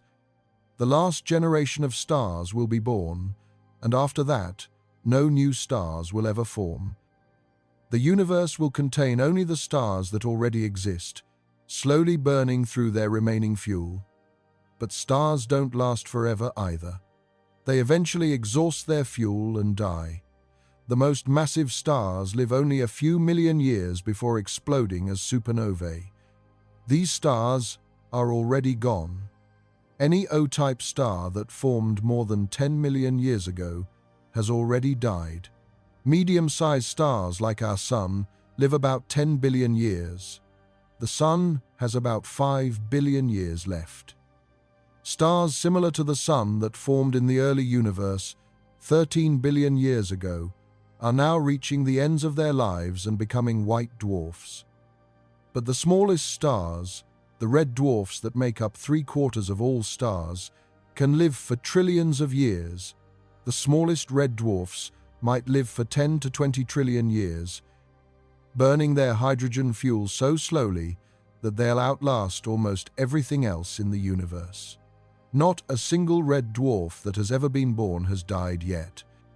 Every red dwarf that formed in the early universe is still on the main sequence, still burning hydrogen, still shining. They'll continue for trillions of years into the future. This means the number of stars in the universe will decline over time, but very slowly at first. For the next few 100 billion years, the number will remain roughly constant as new star formation approximately balances stellar deaths. But after about 1 trillion years, with star formation having ceased, the number will begin to decline noticeably. First, all the remaining massive stars will die. This happens relatively quickly because by that point, only stars less than about 1 solar mass will still exist, and they live tens to hundreds of billions of years. Then the Sun-like stars will die, shrinking the stellar population further. Eventually, after about 10 trillion years, the last of the Sun-like stars will exhaust their fuel and become white dwarfs. Only red dwarfs will remain, the last stars burning in an increasingly dark universe. For perhaps another 10 trillion years, these red dwarfs will continue to shine. The universe will be dim and cold, with only these faint red embers providing any light at all. Galaxies will be dark, except for the faint glow of billions of red dwarfs, and the cooling white dwarfs left behind by dead stars. And then, in about 20 to 100 trillion years, even the longest-lived red dwarfs will exhaust their fuel. They'll slowly contract and cool, becoming white dwarfs themselves. The last star in the universe will flicker out. After that, the universe will enter what's called the degenerate era. No stars will exist anywhere. The only remnants of the stelliferous era, the age of stars, will be cooling white dwarfs, neutron stars, and black holes. White dwarfs will slowly radiate away their residual heat, taking quadrillions of years to cool from white-hot to red to brown to eventually black. But the universe isn't old enough yet for any white dwarf to have cooled completely. Every white dwarf in existence is still glowing. In about 10 to the power of 15 years, that's a quadrillion years, white dwarfs will have cooled to the point where they emit almost no light. The universe will be almost completely dark. Only the faint heat radiation from cooling stellar remnants will exist. But even that's not the end. Given enough time, even the most stable objects decay. Stephen Hawking showed that black holes slowly evaporate through a quantum process called Hawking radiation. Small black holes evaporate quickly, in fractions of a second, but massive black holes evaporate very, very slowly. A black hole with the mass of the Sun would take about 10 to the power of 67 years to evaporate completely. The supermassive black holes at the centers of galaxies, with billions of times the Sun's mass, will take about 10 to the power of 100 years to evaporate. That's a Google years, one followed by 100 zeros. A time span so long, it's almost meaningless. After all the black holes have evaporated, the universe will contain nothing but elementary particles, photons, electrons, positrons, and neutrinos, drifting apart as space continues to expand. No stars, no galaxies, no planets, no structures of any kind, just particles, increasingly isolated in an ever-expanding void. This is the heat death of the universe, the ultimate fate according to our current understanding of physics. Maximum entropy, thermal equilibrium, no free energy available to do work, nothing interesting can ever happen again. It's a bleak picture of the far future, but it's also unimaginably distant. The time until the last star dies is about 10 trillion years. That's 725 times longer than the current age of the universe. To put that in perspective, the ratio of 10 trillion years to the current age of the universe is the same as the ratio of the current age of the universe to about 19 million years. 19 million years ago, our human ancestors didn't exist, not even close. The ancestors of humans and chimpanzees hadn't diverged yet. The universe has aged that much, proportionally, 725 times over. That's how long stars will continue to exist. We're living in the universe's early days, cosmologically speaking. The stelliferous era has only just begun relative to how long it will last. Most of cosmic history, the vast majority of it, will be the slow decline and death of stars. The universe will spend far more time in darkness than in light. But right now, in this cosmic moment, there are 200 billion trillion stars lighting up the void. Galaxies are still bright and active. Star formation is still happening. New stars are still being born, while old stars die and scatter their elements. This is, in a very real sense, the best time to be alive in the universe. Billions of years from now, long after humanity is gone, the universe will be darker and emptier. Trillions of years from now, it will be unrecognizably different. But right now, we exist during the golden age of stars, and we're here to count them and marvel at them. Currently, stars are still being born at a rate of roughly several per year in a typical galaxy. In the Milky Way, we form about 1 to 2 new stars per year on average. Multiply that by 2 trillion galaxies, and we get several trillion new stars being born every year across the observable universe. That sounds like a lot, and it is in absolute terms. But as a fraction of the existing 200 billion trillion stars, it's tiny. It would take hundreds of billions of years at that rate to double the stellar population. And the rate of star formation is actually decreasing. Star formation requires gas, specifically hydrogen and helium, that can collapse under gravity to form new stars. Over time, this gas gets used up.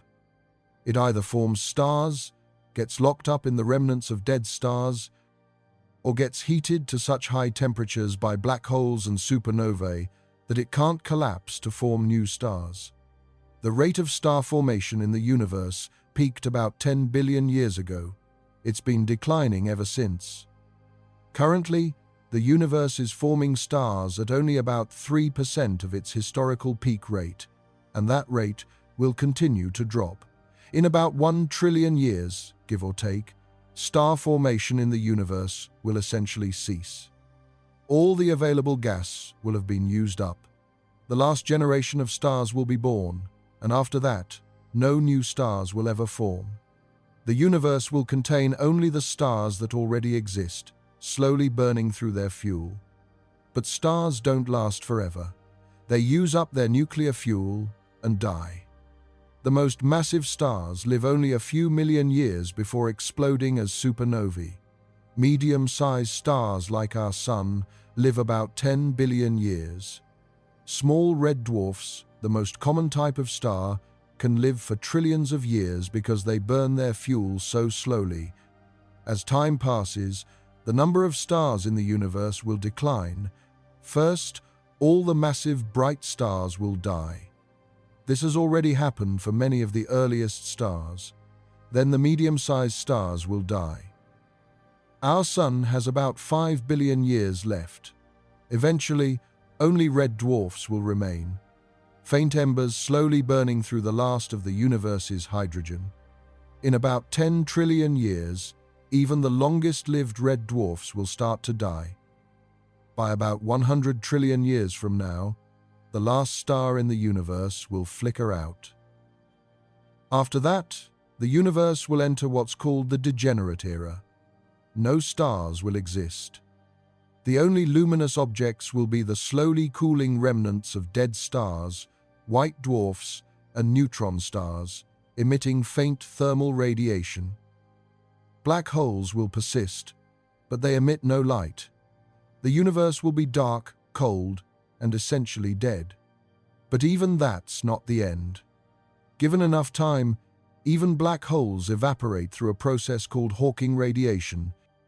The largest black holes, the supermassive black holes at the centers of galaxies, will take about 10 to the power of 100 years to evaporate. That's a 1 followed by 100 zeros, a Google years.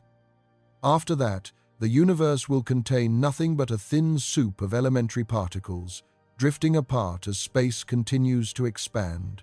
No stars, no galaxies, no structures of any kind. Just particles, increasingly isolated in an ever-expanding void. This future, called the heat death of the universe, is the ultimate fate of the cosmos, according to our current understanding. It's a bleak picture, but it's also unimaginably far in the future. The time between now and the last star dying is about 10 trillion years. That's 725 times longer than the current age of the universe. We're living in the universe's early days, cosmologically speaking. The stelliferous era, the age of stars, has only just begun. Most of cosmic history will be the slow decline and death of stars, a process that will take thousands of times longer than the universe's current age. So when we count 200 billion trillion stars, we're counting the population during a brief and special period of cosmic history. The time when star formation is still happening, when the universe is young and vibrant, when galaxies are still bright and active. This is, in a very real sense, the best time to be alive in the universe. Billions of years from now, long after humanity is gone, the universe will be darker and emptier. Trillions of years from now, it will be unrecognizably different. But right now, in this cosmic moment, there are 200 billion trillion stars lighting up the darkness, and we're here to count them. There's one more implication of this number that we need to discuss. The fact that we can count stars at all, that we can look out into the cosmos and estimate how many exist, represents one of humanity's greatest intellectual achievements. For most of human history, the stars were a mystery. Ancient peoples saw them as lights, affixed to a celestial sphere, holes in the fabric of the sky, or the spirits of the dead. They had no concept of what stars actually were or how far away they were.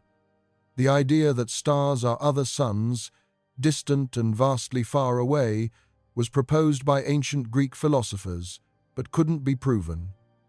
It wasn't until the 19th century that astronomers finally measured the distance to the nearest stars using parallax.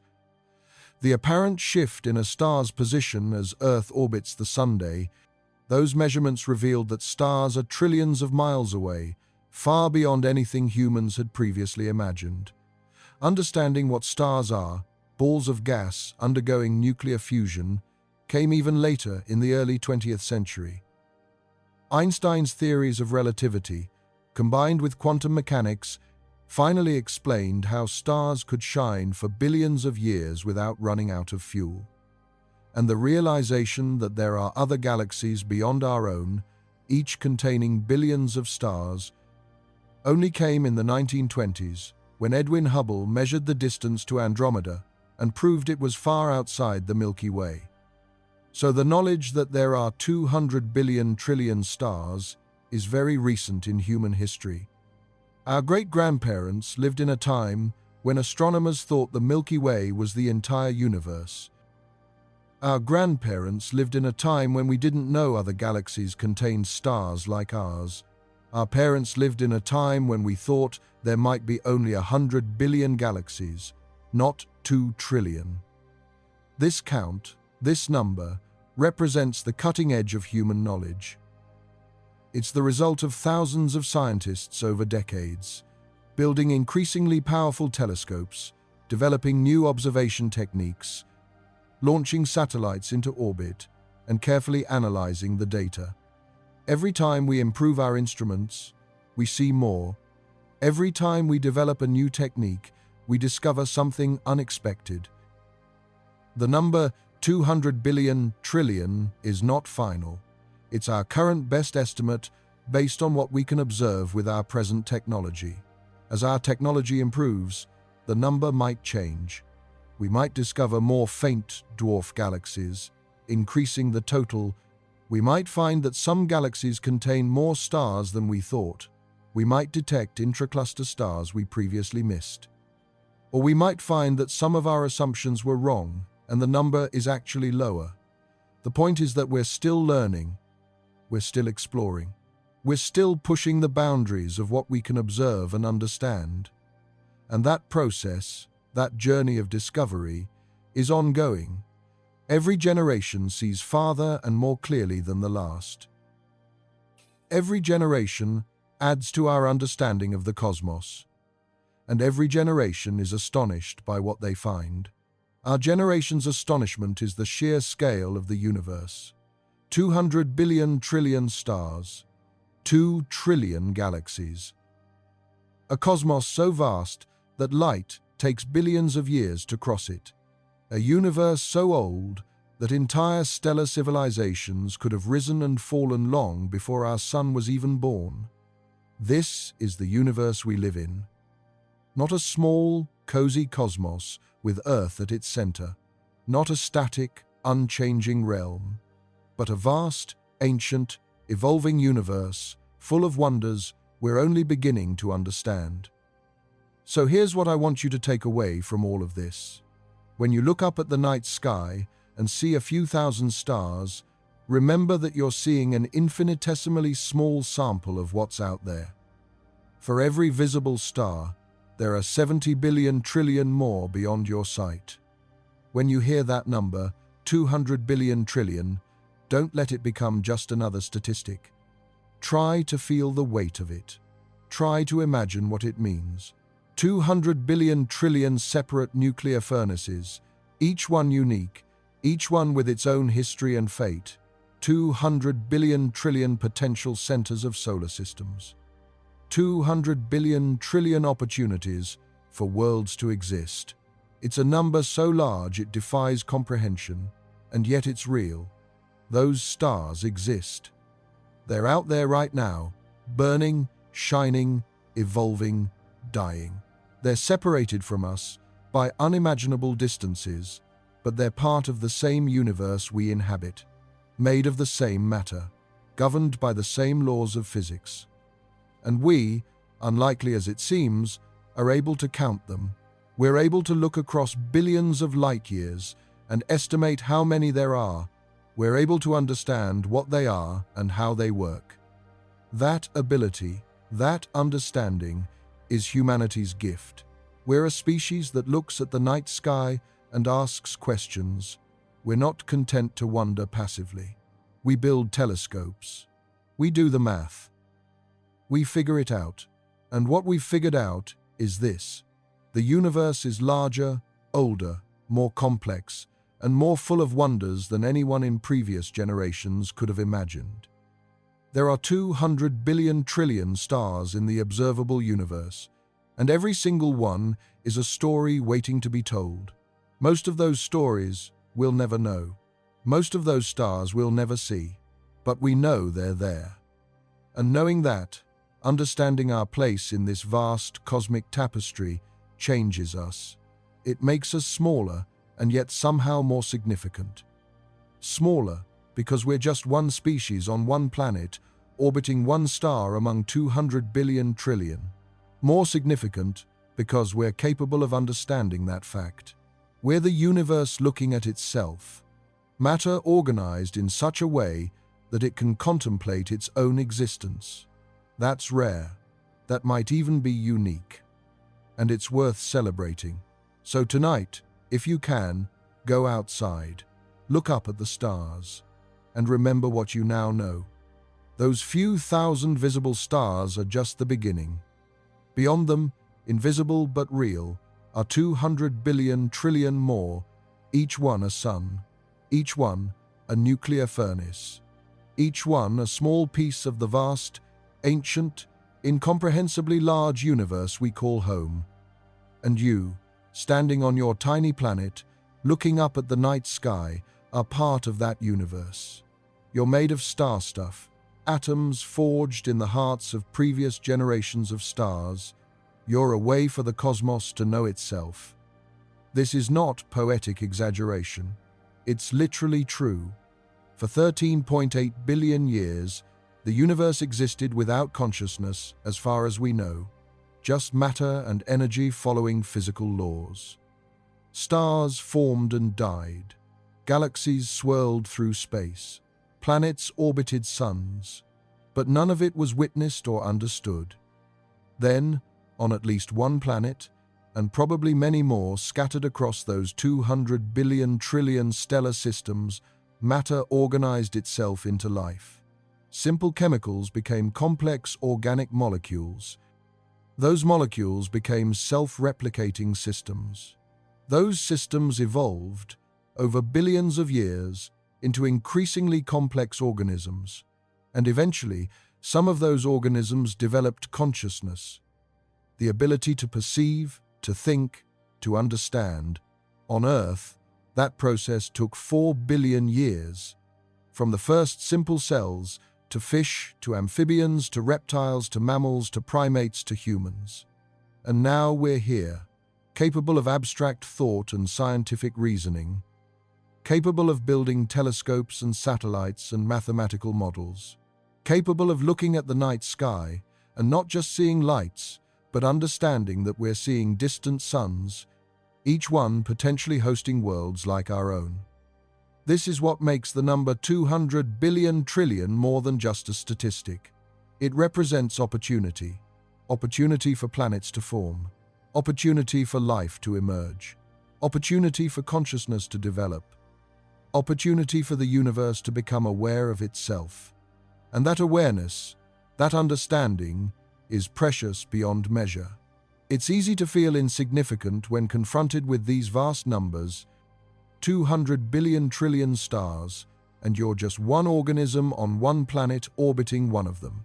Your life is measured in decades, while the universe is measured in billions of years. You occupy a space a few feet tall, while the universe extends for billions of light years. By any objective measure, you're utterly insignificant in the cosmic scheme. But that's not the whole story.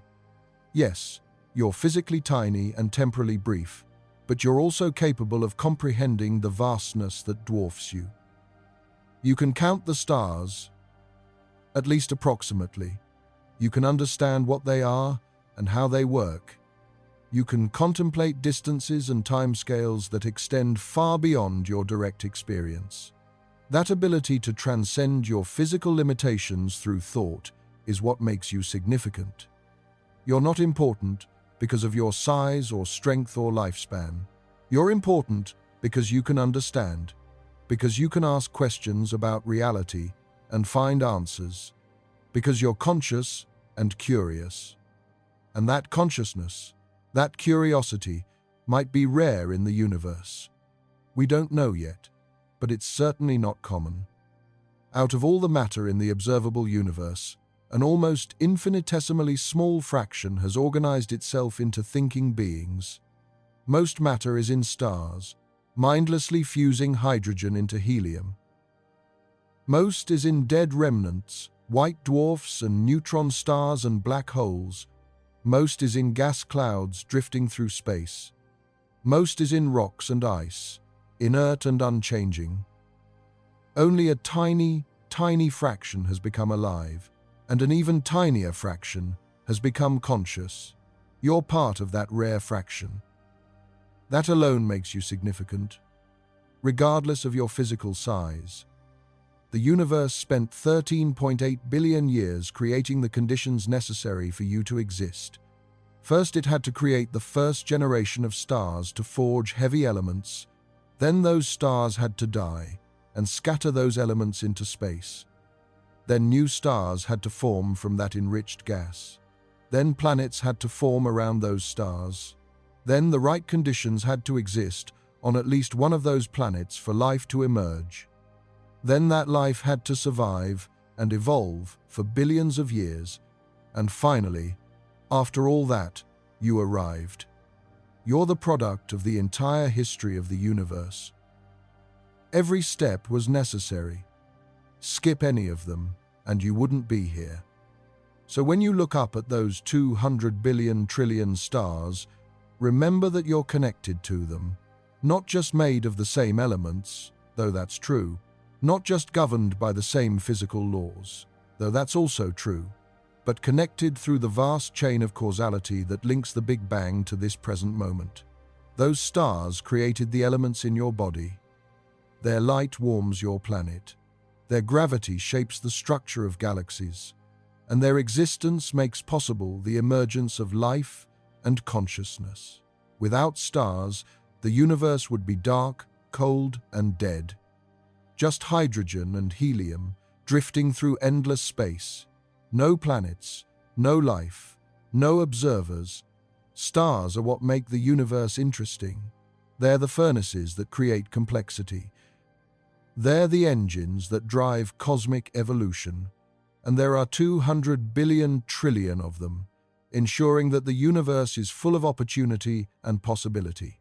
Some of those stars have already died. Some are being born right now. Some will continue burning for trillions of years into the future. Each one is unique, with its own mass, temperature, composition, and fate. Each one is a small part of a vast cosmic ecosystem. And you, through science and mathematics and careful observation, can understand all of this.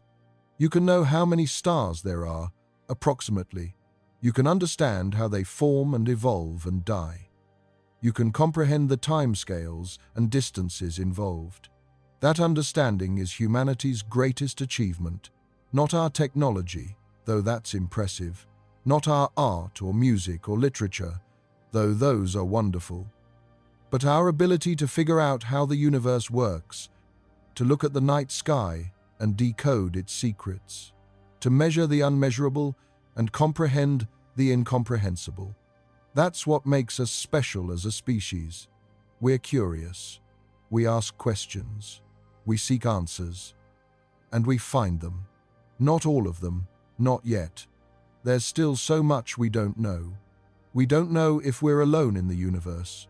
We don't know exactly how life began. We don't know what dark matter is or why the universe's expansion is accelerating. We don't know what happened before the Big Bang, if that question even makes sense. But we keep looking. We keep asking. We keep building better telescopes and conducting better experiments and developing better theories. Each generation adds to our understanding. Each discovery opens new questions. The journey of discovery never ends. And that's beautiful in its own way. We'll probably never know everything. The universe is too large, too complex, too strange. But we'll keep learning. We'll keep pushing back the boundaries of ignorance. We'll keep counting the stars and measuring the cosmos, because that's what conscious beings do. We seek to understand.